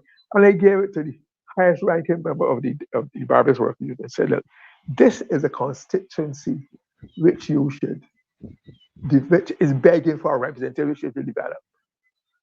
I checked, they never even made an attempt to recruit, engage, and develop the quality of these private security guards. So that's why so many of them are so poorly paid, except for the minimum wage attempt, or what we call these days, guys. That is an attempt to help redress this issue. But apart from that, I remember that. Remember the 4S security. The 4S security, 4S security. G4S. G4S security, right? Thank you very much. Which is a notorious, what is the world's largest and most unpopular security guard service in the entire world. Remember Really? they had yeah. Read the Wow. history of them all over the world. And I remember they had a 9-year-old dispute. The Baptist Workers Union was negotiating with the E4S for some 9 years and cannot get a settlement. And finally, they came to a settlement where they tinkered with some of the wages. But you know what was so horrifying is that the G4S did not have to pay a cent in back pay, which at that time was unheard of in Barbados. A 9-year-old dispute and not a cent back in this pay. But I know the lawyer of that same, a legal representative or the firm or something having to do with that same G4S dispute and negotiation is also involved in the issue and the fate of the allowance, etc., at the sanitation service. I'm saying, how could anybody with a sense of social development, humaneness, uplifting the society, negotiate and not get a cent or request a cent of pay for 9 years? Castle, have you heard of the incident in Barbados?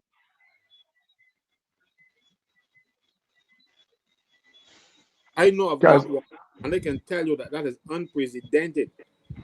I don't know if it's anywhere else in the world, but certainly here. But that happens, and you know why? Because governments have been unfair to the security guards in that G4S works for government in some places, right? They are contractors for government. Right. And we still have a Grantley Adams statute on the book that says it is Labor Clauses Public Contract Act that if you are going to a contract with the government, you have to pay reasonable wages at the industry standards. Well, when they first started as Brinks, the only standard was the public service, You should have been paying the same rate as the public service, but nobody insisted. You got all kinds of government agencies now hiring contractors, and I'll tell you something. Let me tell you something. Know that you're at it. We have a lot of these places hiring security guards, not getting them properly checked out, and they're inflicting them on the public. Some of them are security guards and shoplifters at the same place where they are working. Some of them are thieves. I remember one instance where the security guard carried at the transport board place, private security, not the transport board security, carried the supervisor's wallet, and only when the police came and talked to him forcefully, that he surely they was atop the roof, he felt atop the President Silas bus standing, you know. And he was employed. We right now got security guards working at a company in Bridgetown, a store in Bridgetown, who was released from God's prison, having served a sentence for murder and rape. Do you believe it? And that should not be because they're allowed to get to be registered and get a license. You have to have a certificate, a police certificate of character. But obviously the rules are probably being bent. And I frankly do not see why. I do not see why we have. All right, I do not see why we had to bring Brinks. What does Brinks bring or G4S that we could not do ourselves in Barbados? A properly structured, well-manned, trained security guard. They're not inventing anything. They're not creating anything. They're not making any new discoveries. But we again, and these are basic areas that the Barbadians should dominate. I mean, you have these companies in England and places though they privatize prisons and have these companies running them, and they're notorious. They've driven them all into riotous conditions, degraded them because they do it for profit, starve people, mistreat them, do not have right. So it's a scandal. So let's talk about privatization and privatization to bring benefits, automatic benefits. No, everyday private sector companies open and close in the world in Barbados. If the private sector were automatically more efficient than the public sector, any other sector, there won't be any failures. And the last thing about privatization. Just quickly before you go on, Glenn, just by way of information, gentlemen, I received a message from Kimar because he popped in just now. We were trying to get him on, but he's indicated it's raining very heavy where he is. He can't hear a thing, and obviously it has affected his signal. So apparently he's having a challenge getting on, and even if he could, having a challenge to stay on. So that is why he popped in just now and went back out. If he's able to come in, even for a couple of minutes, I will bring him in. Yeah, I'm glad you mentioned Kimar because there's been some talk of privatizing the Barbados Water Authority. If you follow the news in Britain, and it came out particularly at the most recent election, where they had privatized various water authorities in England, and they have now the water authorities.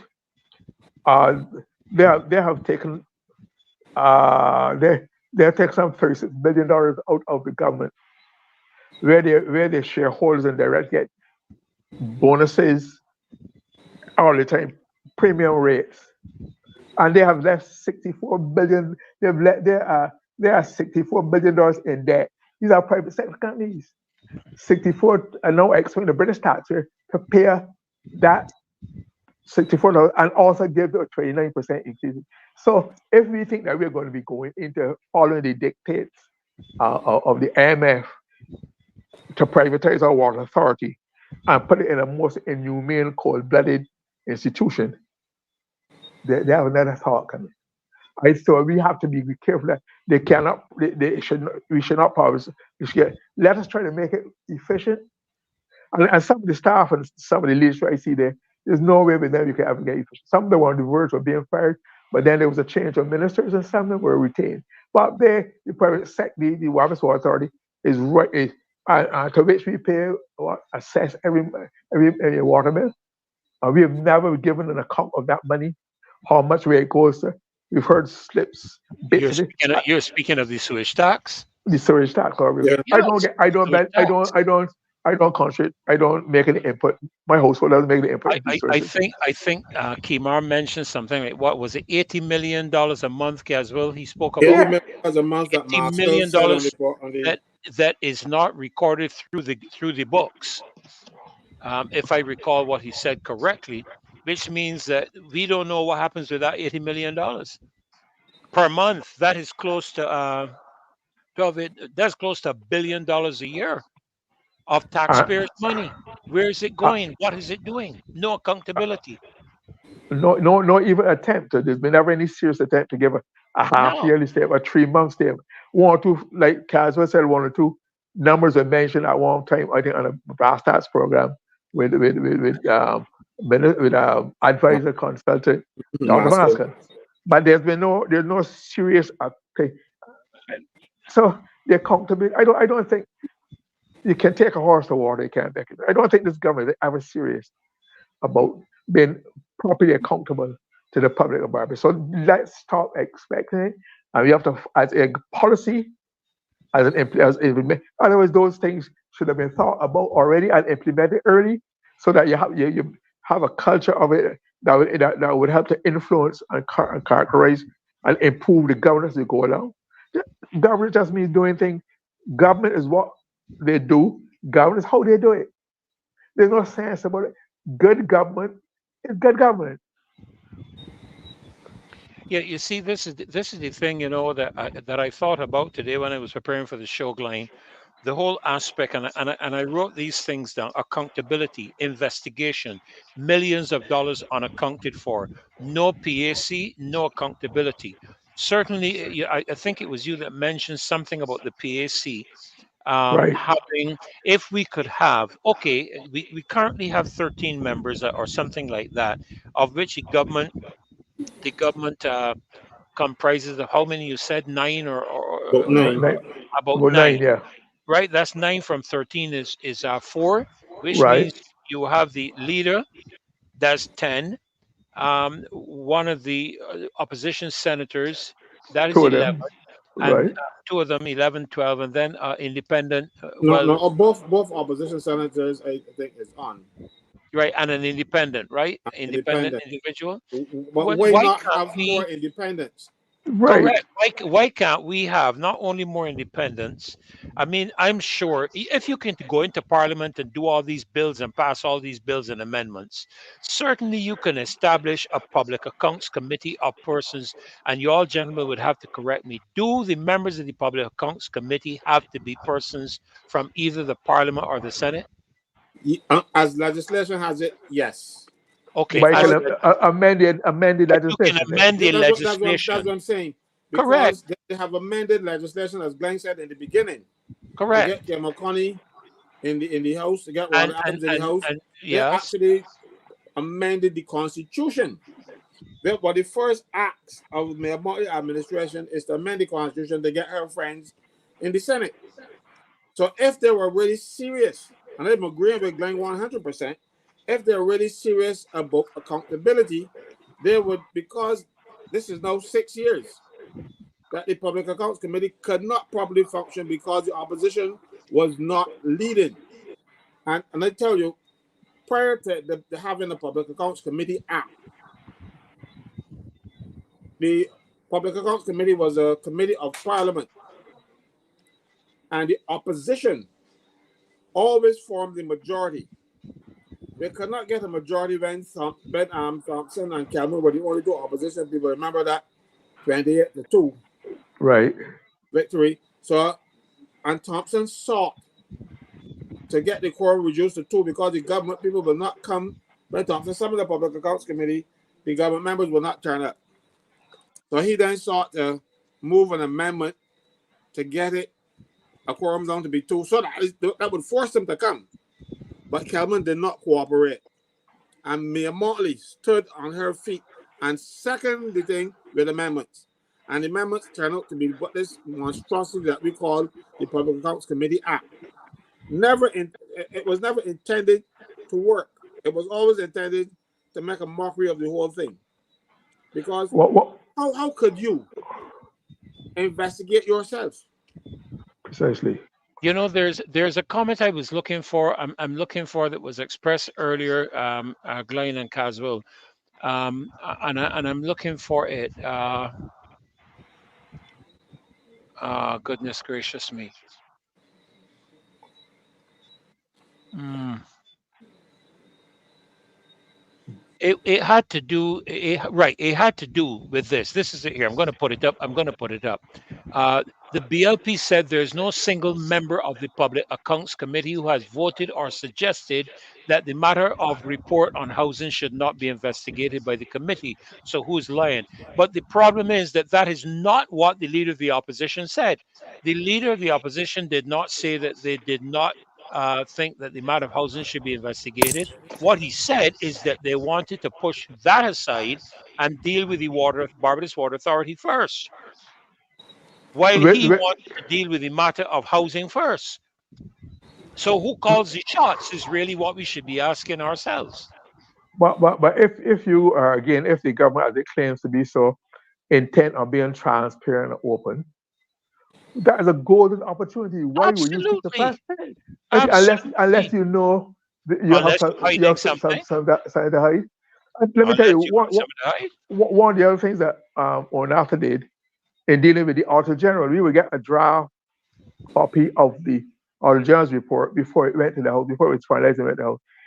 Each minister was required to make sure that any queries, any challenges, anything contained in the draft, you would be instructed to action it as soon as possible. So that by the time the printed document was finalized and sent to the House Assembly, or if most of those things were supposed to be correct. So there's not a Right. perpetuation and a drag. Those are the Right. kinds of active steps that show the intent of bring Correct. good Good government. But governance. Yes, yeah, absolutely.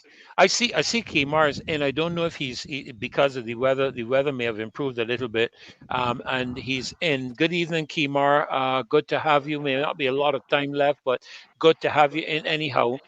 Glenn had mentioned something about the Barbados Water Authority. I don't know if when you greet the folk, Glenn, if you could probably just repeat what you had spoken of, because you mentioned Kemar with regards to that. So, Kimar, just on mute your mic, and good to have you with us in the closing moments of the show. Sorry that you couldn't get on earlier because of your situation. Good night, Pastor Ferdinand. Good night to Caswell. Good night to Mr. Good night, Murray. good night, good night. good Good night, night. Kimar. Good night. Good to Yes, have and you. good night to all of the members of the Loyal Opposition. Good night to Mark here, Maxine, and Rose, and Heather, and all the others who are not here, and to Dave. Hope you all are well. Uh, yeah, you can go ahead and share what you said earlier about the Water Authority, because I was not here at the time. Yeah. No, no. Yeah. I had referenced the fact that you had mentioned on a couple of occasions, at least, that there's an intent, given the pronouncement and the moves and the maneuvers being made with the Barbados Water Authority, um, for towards privatizing the Barbados Water Authority. And I was making mention of the fate that the privatization of water had suffered in Britain. I don't know if you have been keeping up with it, where all the water authorities have been polluting the river, damaging the environment, and wasting money, and they're now $68 billion in debt. So I'm saying privatization is not magic wand, does not ensure um, financial viability and well-run institutions, but can be ripped off, because the thing about the water authority institution and Brentwood, that all the shareholders and directors got dividends and premiums and all that fancy financial, while the taxpayers are being asked to pay more each time, and while we're losing $64 billion in £64 billion in operation. Well, you made the point. Uh, Water Authority is seen as a possible cash cow, and you also, when the government started this 20-mile water committee, I had Clay Maskell on it,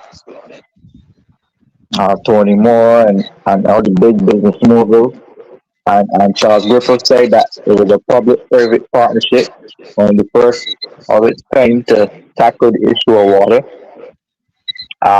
But I say, well, we need an economist and the head of a union and all of these big business moguls to talk about water.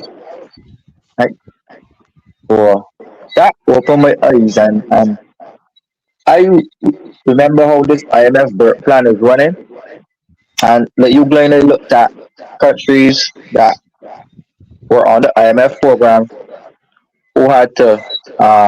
Somebody's mic is open, so it's echoing to the back.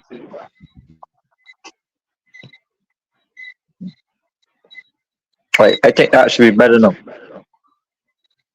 Right, but I saw in Bolivia have private water. You had state water, now there's private water. Um, in Saudi Arabia, they just issued a contract for one of the largest regional blocks in terms of private water companies and private operations. And let's face it, the Barbados Water Authority, as a foreigner, takes a large chunk of government revenue to run water resources. And I don't think Barbados are being treated fairly because you shifting ministers after minister. We had 5 ministers of water resources since the government changed in 2018. Right? We had Wilfred Abrams, you had Charles Griffith, you had Ian Gooding Edgell, then you had Santia Bradshaw, and after she was fired, then now was the prime minister. Right? So what a lot of people need to understand is that a lot of this climate financing and climate money is going to be channeled through uh, the Ministry of Water Resources and also Environment, right? And y'all, I told you guys about the sewage outfall, right? The sewage outfall. Who was at the press conference with the with Dugate, sorry, the general manager of the Barbados Water Authority, right? So by placing Water Authority right in the office of Prime Minister, right, you have the access to the collection of the sewage tax, which to date nobody knows how much it ever made because the Water Authority has not produced financial statements for 15 years, up to date financial statements, right? The government changed the board structure of Water Authority. So the old post of general manager was now upgraded to chief executive officer and split to create another position, and this position is called a chief operations officer. So they're creating more and more posts at water, high level posts at Water Authority, high paid posts, right? Right on in the Prime Minister's office. So we need to pay attention to this thing. And Mr. Murray, I don't know if you remember the debate that I had with Clay Maskell, um, when he said that the sewage tax was making roughly 80 something million a month. Right? He said it. I didn't say it. And we asked him again, and he repeated himself. He repeated himself, and he repeated himself. 80 something million dollars a month. Right? And they have been making that since October 2018. Right? They have been, and they said it was only supposed to be temporary, 18 months. How many times have 18 months come and gone? And nobody could tell you how much the storage tax has ever made. And it went as far as well as the general manager saying that he was taking up the money from the government storage tax and using it to run the Barbados Water Authority. Had no permission from the Minister of Finance to do so. Right? Not even the Minister of Water Resources could legally tell you go ahead and spend taxpayer dollars just like that. Right? So if the general manager was allowed to take taxpayer because it was sewage tax, take the money from the sewage tax and spend it on his own violation, where the financial rules for the water authority. So that particular institution is what we call a cash cow, and where Barbados need to pay serious attention because if this is privatized, and I know they plan to do it. And you remember when the Prime Minister came and she tried to curse me and said that I was playing fast and loose and I was not speaking it. But then she came back and said basically what I said. I had to vindicate the fact that I was right because Santia Bradshaw, when she was Deputy Prime Minister, left Barbados and went to the Netherlands. This was during crop over week, where everybody was distracted, eased and went to the Netherlands and spoke to the Dutch private sector, the Dutch universities, and a big and they got loans from the European Investment Bank all through the Water Authority. All discussions they were had about water authority and water management. All right. So they got I can't even count the amount of loans that water authority got for operational capacity since the government changed. Right. So think about it. Garbage and sewage tax, the green climate fund being managed through there. Right.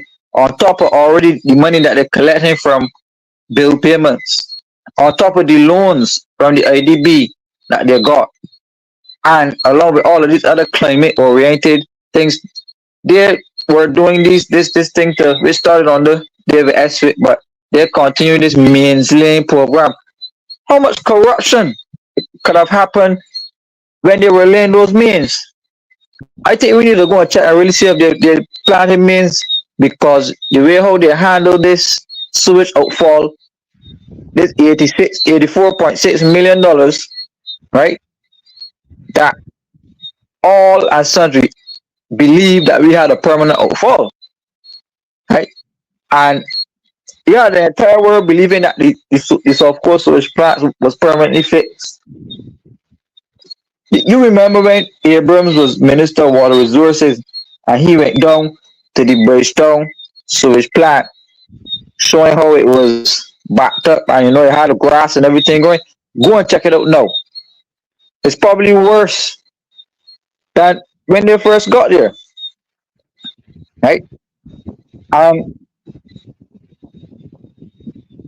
that thing about this outfall again, we were believing that they fixed that South Coast sewage plant permanently. $84.6 million they got through a loan, right? Through the Water Authority, right? Through the Barbados Water Authority. So if the government wants to investigate Water Authority, let us do it. But investigate the things that we just put on the table. The garbage and sewage tax, the sewage outfall, this green climate fund and the money coming to it, along with the fact that some big hotels and big property owners owe thousands and hundreds of thousands of dollars in water bills, and you're not going after them, but you want run down the poor people for being in the race. And I saw the minister in the Prime Minister's office. She's supposed to be the Minister of Culture, but she speaks on everything, right? She's telling Barbadians to pay their water bills. She should go and tell the hotels and these big property owners that owe the government thousands of dollars. Not to forget the closely associated family members who owed millions of dollars in VAT. Right. So just let me jump in here a minute, please. One young lady at the Water Authority realized that the hotels were not paying one or millions of dollars, and she went and levied a bill on them because they should have been paying. Hotels in Barbados were paying $32. And when she attempted to do that, you know what happened? I had to end up representing her, to charge her for trying to collect Barbados Water Authority money. If it is you and me that go after you when you miss two bills, hotel they owe $20 million and all kind of stuff, and when she tried to collect that money, she got charged. And had to go and represent her. I Caswell, know, but I was successfully representing her. But you know what they did? They moved her from that section so she can't go and make the body pay the bill now. So you go ahead and just that. Yeah, Caswell and Kimar, who is the chairman of the Bars Authority? When last have you heard chairman speak? Or chairmen have changed over time, boards have changed. There's no reporting, no evidence that they exist or they function. And with that department now under the Prime Minister, it's gonna be worse yet because the Prime Minister has no time to deal with that kind of thing, given all the other things I heard there. Well, the other things you're talking about, the other things that are on her desk by her choice, because there are a lot of things on her desk that belong to the other ministers. The other ministers should be looking after. I know. So I'm saying that Kimar, we will not get any pure accountability on this for a long time, if ever. Yeah, Kimar, what about the money raised from the gasoline tax? The tax you pay at the pump. It's not a tax at the pump, It's not a tax at the pump. The tax is on importers of fuel. The government is the sole importer of fuel so the government taxes itself. So what is the public paying at the pump then?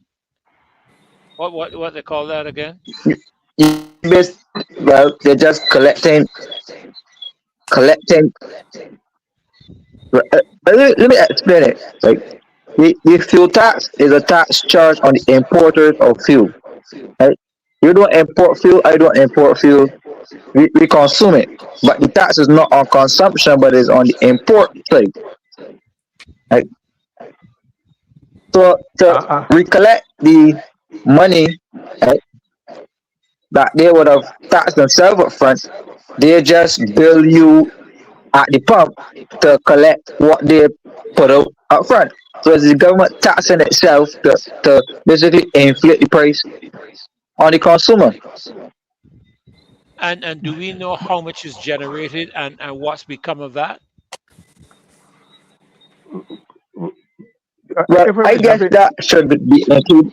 Sorry, go ahead, Glenn, go ahead. No, I was going to say that the way you explained it, it means that the government would have known the consumption patterns, and therefore they will import to suit the expected demand, and when therefore they tax on that pattern of behavior and consumption, therefore it raises a tax.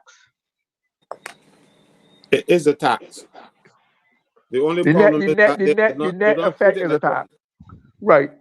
Because what our taxes, like when they raise a tax in the budget, it only becomes a tax when it goes to the consolidated fund, and it can only go into the consolidated fund. That is according to the legislation, the Provisional Collection of Taxes Act.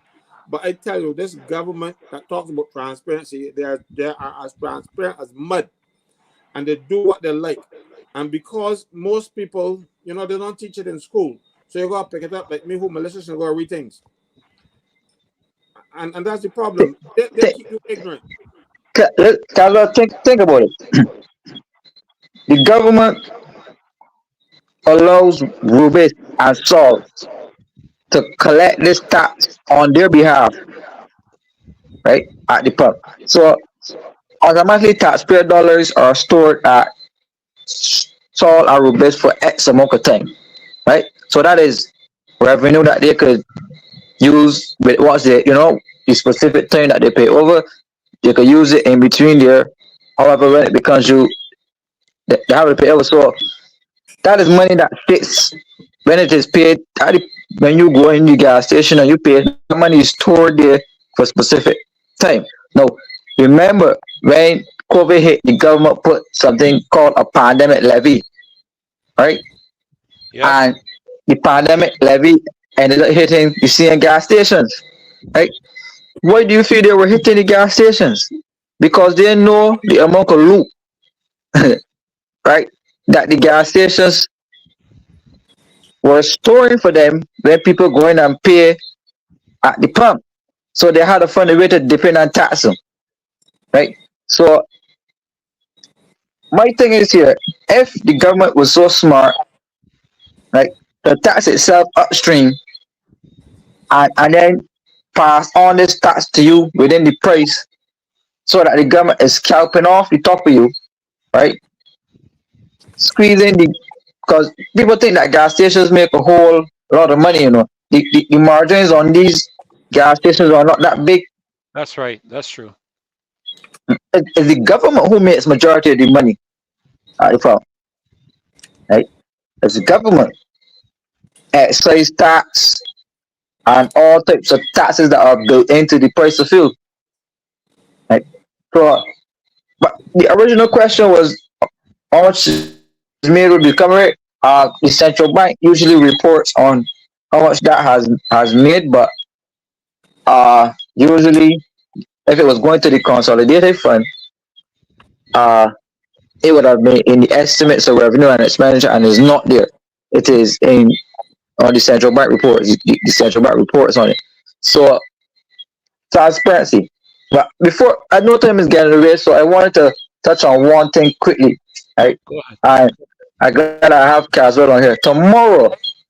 Is this St. Philip speaks, right? And I saw that Dr. Sonia Brown is scheduled to speak on there, but you remember she was having this protest about this land tax issue, right? And the Prime Minister came out in Parliament trying to attack Dr. Brown and saying that she just can't arbitrarily lower land tax and the money will have to come from somewhere else. And she said that that they also increase reverse tax credit for people working for $25,000 or more. But Caswell says some things all the time, and I laugh. But I don't think the Prime Minister understands her own economic policies, right?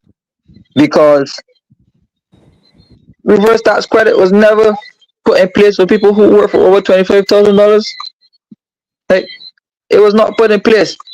They put something called compensatory income. Right? So it was the introduction of a new system, right? And the reverse tax credit system, they made some changes to that. But the same people who were impacted before still impacted now. Right? So they never did any reverse tax credit for people working over $25,000. Right? So that was intended to mislead people. Right? There are two different schemes: compensatory income and reverse tax credit. The reverse tax credit is for people who work for less than the 25,000. They will get back their 1,300 or whatever. And the people who work for over that would get the new scheme called compensatory income. Right? So it was a big difference here. The second issue, and Caswell could speak to this part now. The problem that Dr. Brown has is that the BRA is allowing their staff to change the land classification on people's property arbitrarily as they feel like, right? So how could a man living in an old chattel house on 2 acres of land, right? Hardly has any agriculture going on, an elderly senior man, and you're saying to him, this is a man who has a house, he lives in it. So it's his dwelling house, and as long as you live in the house, that's the best use possible ever. Right? You can't get no better use than you living in there, assuming as your house. And the law says that anytime somebody lives in a dwelling house on a property, you are charged at the residential tax rate. Right? The residential tax rate. But what BRA is allowing is for their people to change the land classification and put people with land over 2 acres into agricultural commercial. And there's no such thing as agricultural commercial land in Barbados. Right? No such thing in the law that says that they could do that. Right? So when the Prime Minister got up and tried to disavow what Dr. Brown was saying, I was like, no, this is not right, this is not fair. Dr. Brown has a legit claim, right? And this move is basically robbing people of their land because Why did they specifically choose the people in the Sanford, Springfield area, Ruby, and the surrounding districts? There are other districts in Barbados that carry the same characteristics, but still rather than go down there and change their land classification from residential to agricultural, commercial, right? So they're picking off who they want to pick off and changing your land classification and jumping your land tax bill, knowing full well that you can't afford it, right? And they're even land grabbing much further. Pastor Ferdinand, we, I'm going to make this last point and wrap up. They're even going further now by trying to clean your lot and put the bill on you because after a couple of bills, they're going to move in and try to take over your land. But, you know, I would end here. I saw the leader of the opposition attempting to address that, but we'll deal with that another time. Gentlemen, we just have a couple of minutes, and I'm going to ask you to be brief on your comments as we end. Just let me say this so that people understand. When we talk about government taxing themselves, just remember that we are the people who pay the taxes. The government, ministers, parliamentarians do not pay the taxes out of their pocket. It comes out of our pockets. That's so when we talk about government recovering taxes from itself, in truth and in fact, it is the people that they're recuperating those taxes from. And that's being done as one of the ways that we mentioned through the gas pumps. So, gentlemen, and I say ladies and gentlemen, oh goodness, gentlemen, um, Glenn, your last comment, because we have 4 minutes to 10, and we'll try and wrap up by 10 tonight because Marcy's Okay. back in the country. Yeah, I'm probably watching these shows. you have to behave I yourself. have to be at my best behavior. Yeah, no, yeah, that's Kimar, Yeah. I need to have a chat with you. What's a good time I can call you tomorrow? Well, about at the central bank thing again. So you could text me in the morning. We would find a time. Or it could be this. But my own observation is that you express this. You were talking about you don't believe the Prime Minister understands or no economic policy. Um, I just like to say that despite all the bravado and pompous setting and acclaim, in my nearly 9 years of sitting around her cabinet till the most Thursdays, she's never done or said anything that made me believe she'd be a first-rate Minister of Finance or Prime Minister. Never. She never wowed me with any observation, insight, perspective, analysis. Never once. So you don't get that overnight. All right. So therefore, I think just bluffing away through the office. Simple. And the more that you do that, the more the public suffers. Plus, when you're being influenced and dominated by outside forces, the IMF, etc. That's it. I cut myself short there. Caswell? Yeah, well, I just want finish by supporting what Kimar said because the Prime Minister does not understand a hell of a lot of things. But she has a good memory. She can look at things on a piece of paper and then put it down and she can tell every word, even every comma. But she cannot explain it. So when people tell her things, she rush off with them without understanding. And that is why we have the problem where she will get them in the house and talk nonsense about this, about lowering taxes. You're going to take it from somewhere else. The taxes were never levied. Government never approved those taxes. These were taxes by a public office, but these are public office work for statutory board called BRA, but a public servant who tried to get the money that the IMF is saying to them that BRA should be bringing so much and so much money when the month comes. They have targets.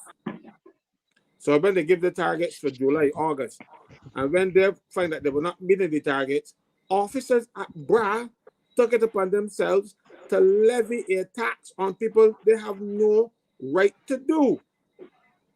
And when people stand up before the Prime Minister understands this and respond to them, no, she is trying to defend them because money is coming in. And once money is coming in, these people will find a way to spend it on their friends. So she ain't gonna want to tell them. There is no law in place in Barbados that they can do what they did at BRA. And then they want to say, oh, the town planning people changed the tax, changed the rate. Town planning never did any such thing. They're lying. And the Prime Minister, I suppose because people like us are saying it. She does not want to acknowledge that we are actually making a contribution. So everything that we say has to be nonsense. So she has to go on the other side, just like the lady who has her house in a particular enclosure. Hers is the cheapest house, as a matter of fact, the lowest value house in the enclosure, and it's twice the size of her next door neighbor's house. And the next door neighbor's house is valued more than hers. And they tell the Prime Minister, oh, that's because hers in a flood prone area. You mean to tell me that if I am in a flood prone area and my next door neighbor is not? They said, no, she's on the V. You know, and the Prime Minister going with that nonsense. Believe in it. When you tax people, you change taxes, you change them in an enclosure. 20, 25 houses, you value them. So everybody in that enclosure go up or down. You don't bring down the enforcement officer at Bra and have her house the cheapest. And the Prime Minister has endorsed that corruption because she got up and spoke to it and justified it. It is corruption. If that were the case, then somebody that's not the officer at Bra who did it, but no. And so once you are in league with the Prime Minister, you want to have friends and those three F's that Glenn talk about. If you're in there, you could do anything and get away with it. But sorry, Freddie, I don't want to go to the minute after 12. No, I understand. So, I understand. Caswell, I'm very pleased to give me for being so rude, but Caswell, do you know whether the who's the chief person at BRAC or director or CEO or whatever? She's revenue commissioner. Does she have a contract where she get a bonus on the amounts taken in, a revenue or whatever? Is there anything that you would know that therefore would incentivize them to go after people that because it would reflect therefore something like this happens that CEOs? No, this is not the case. She has their contract, but what has happened? BRA has a target from the IMF that you must bring in so much when the month come. So that is what this is all about. And they're trying to satisfy because you cannot decide that BRA should bring in $10 a month when in fact BRA is relying on people who come and pay their taxes. Right. So if I don't come and pay my taxes, how you're going to get it? What you do? You're going to tax the people who you know will pay. And that's why so they don't come. But why they went in the Stanford area, one of the officers at BRA, he lives in that area, and he has one of those lots. And I think he inherited it. And he has a house on it. He lives there, and he's plant watermelons and whatever else he has and things and sell them. And people are jealous of him, so they can't his. So in order to carry his, they can't other people around. And so everyone got touched. Yeah. Well, gentlemen, I tell you, what is clearly obvious from us coming out of this session tonight is the whole matter of the need for investigations and accountability. And to be honest with you, it looks like our Public Accounts Committee has its hands tied because, again, I repeat, the leader of the opposition did not, when the Prime Minister talks about the members of the Labour Party, the government did not say that they did not want the whole project investigated. That's not what he said. He said that they preferred investigate the Water Authority, which I understand there was something to do with the courts, gentlemen, where that is concerned. So you can't really engage it and sideline the whole project, which the Prime Minister said she was going to establish an investigation into the matter. So in reality, what the people of Barbados have to keep doing is demanding investigations, accountability, and transparency. And I will tell you this, the opposition needs to get ready. That's all I will say. Gentlemen, I want to thank you for your time tonight. Dave, I know you're ready in the background for our Before usual just a reminder about the Oswald. For Oswald. Please, would you go ahead with that quickly, Kmart, just as a reminder? Yeah, it's Saturday this week, Crop Over Line, and we're doing a fundraiser event, a nice evening with some, music and socialization and camaraderie, and all for a good philanthropic cause. We want to come out and support Oswald, and at the same time have an evening of relaxation at George Street Auditorium. Is not a party thing, so don't feel like you're coming to support the LP or you're coming to support Oswald. It's a live. Right. Yeah. Thank you so very much. What time is it again? What time it begins? 2 p.m. Saturday, 27th of July. Okay, that's this coming Saturday, right? Yes. At the George Street Auditorium, and it's an open event. It is not partisan related. No. Yes. Great. Free admission as well. Free admission. Great. Well, thank you so much, Kimar. God bless you guys. I appreciate your input again tonight. Persons have indicated again, great learning session. Gentlemen, wow, thank you all so much. Caswell, again, you outdid yourself tonight. We had a good session with you because we did have some challenges. Glenn, I was glad that you could have eventually got in and shared with us. Kimar, you as well. I'm glad that you could have eventually got in. Really appreciate that. And folk, please remember again, Heather, in your prayers as she laid her cousin to rest this week. I think just today, actually, she laid her cousin to rest, and we want to remember her and the family in our prayers and offer to them condolences. So thank you, all of you from the official loyal opposition, from the coalition of the righteous. Thank you for making this show a success tonight. We want to wish you all a great, great night, and God bless you. Dave, hit it. Good night to all. Dancers, come forward, walk out. This one I got worldwide. Just days after former government backbencher Ralph Thorne crossed the floor, he's taken the oath of office as leader of the opposition. Cross the floor, let me do it some more like Ralph Thorne. Ralph Thorne. On the other side, cross the floor, cross the floor, cross the floor, let me do it some more like Ralph Thorne. Wait there, Ralph Thorne. Dancing, come back again. Our turn is the latest trend. And all, no link up, my friend. This one designed to be and more will be left over. Dancing, come back again. Our turn is the latest. Are these tricks so important? Link up, my friend. This one designed to be living our men. Yes, I'm for real, member. I am for real. Don't let me talk out your business. Don't let me talk out your business. All right.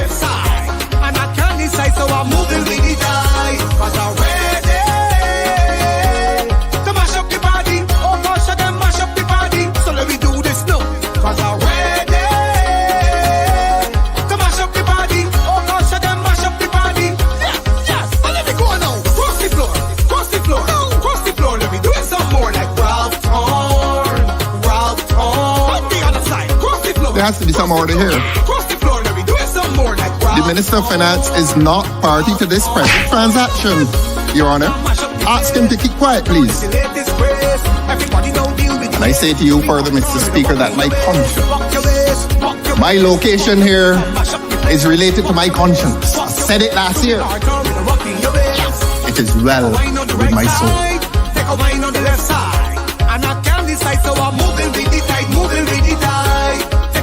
right side, take a wine on the left side.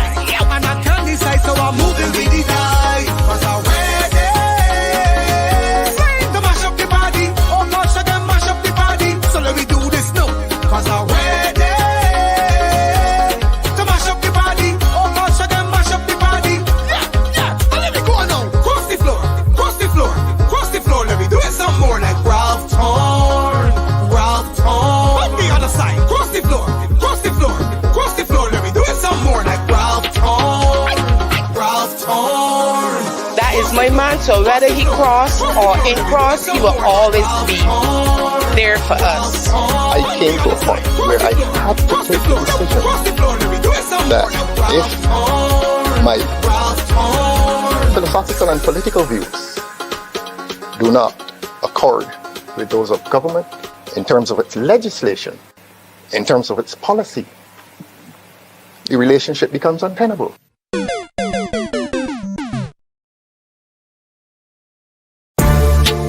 Promise us a better tomorrow. Tell me that the suffering done. Me a take the vote and let me down. Me a take the vote and let me down. She did only want little dealing. Big Me attack the vote and let me down. Me attack the vote and let me down. Barbados is too small for me. My pocket full now, you and job they promise me. And a girl like me want power and more money. You cry transparency, but that's a no for me. Promise us a better tomorrow. Tell me that the suffering done. Me attack the vote and let me down. Me attack the vote and let me down. She did only want little dealing, big contracts and not corruption. Me attack the vote and let me down. Me attack the vote and let me down. That maths nor English, English, English, English, English. Pretending to be good, pretending to be good, just pretending to be good. Pretending to be good, I just pretending to care about people. I just pretending to care about people. I just pretending to care about people. I just pretending to care about people. Pretending, and I'm pretending to be good at maths nor English. I just pretending to care about people. And I'm pretending to be good at maths nor English. I just pretending to care about people. I'm pretending to be good. And I'm pretending to be good at maths nor English. I just pretending to care about people. And I'm pretending to be good at maths nor English. I just pretending to care about people. Well, thank you so much for being with us. Caswell, thank you again.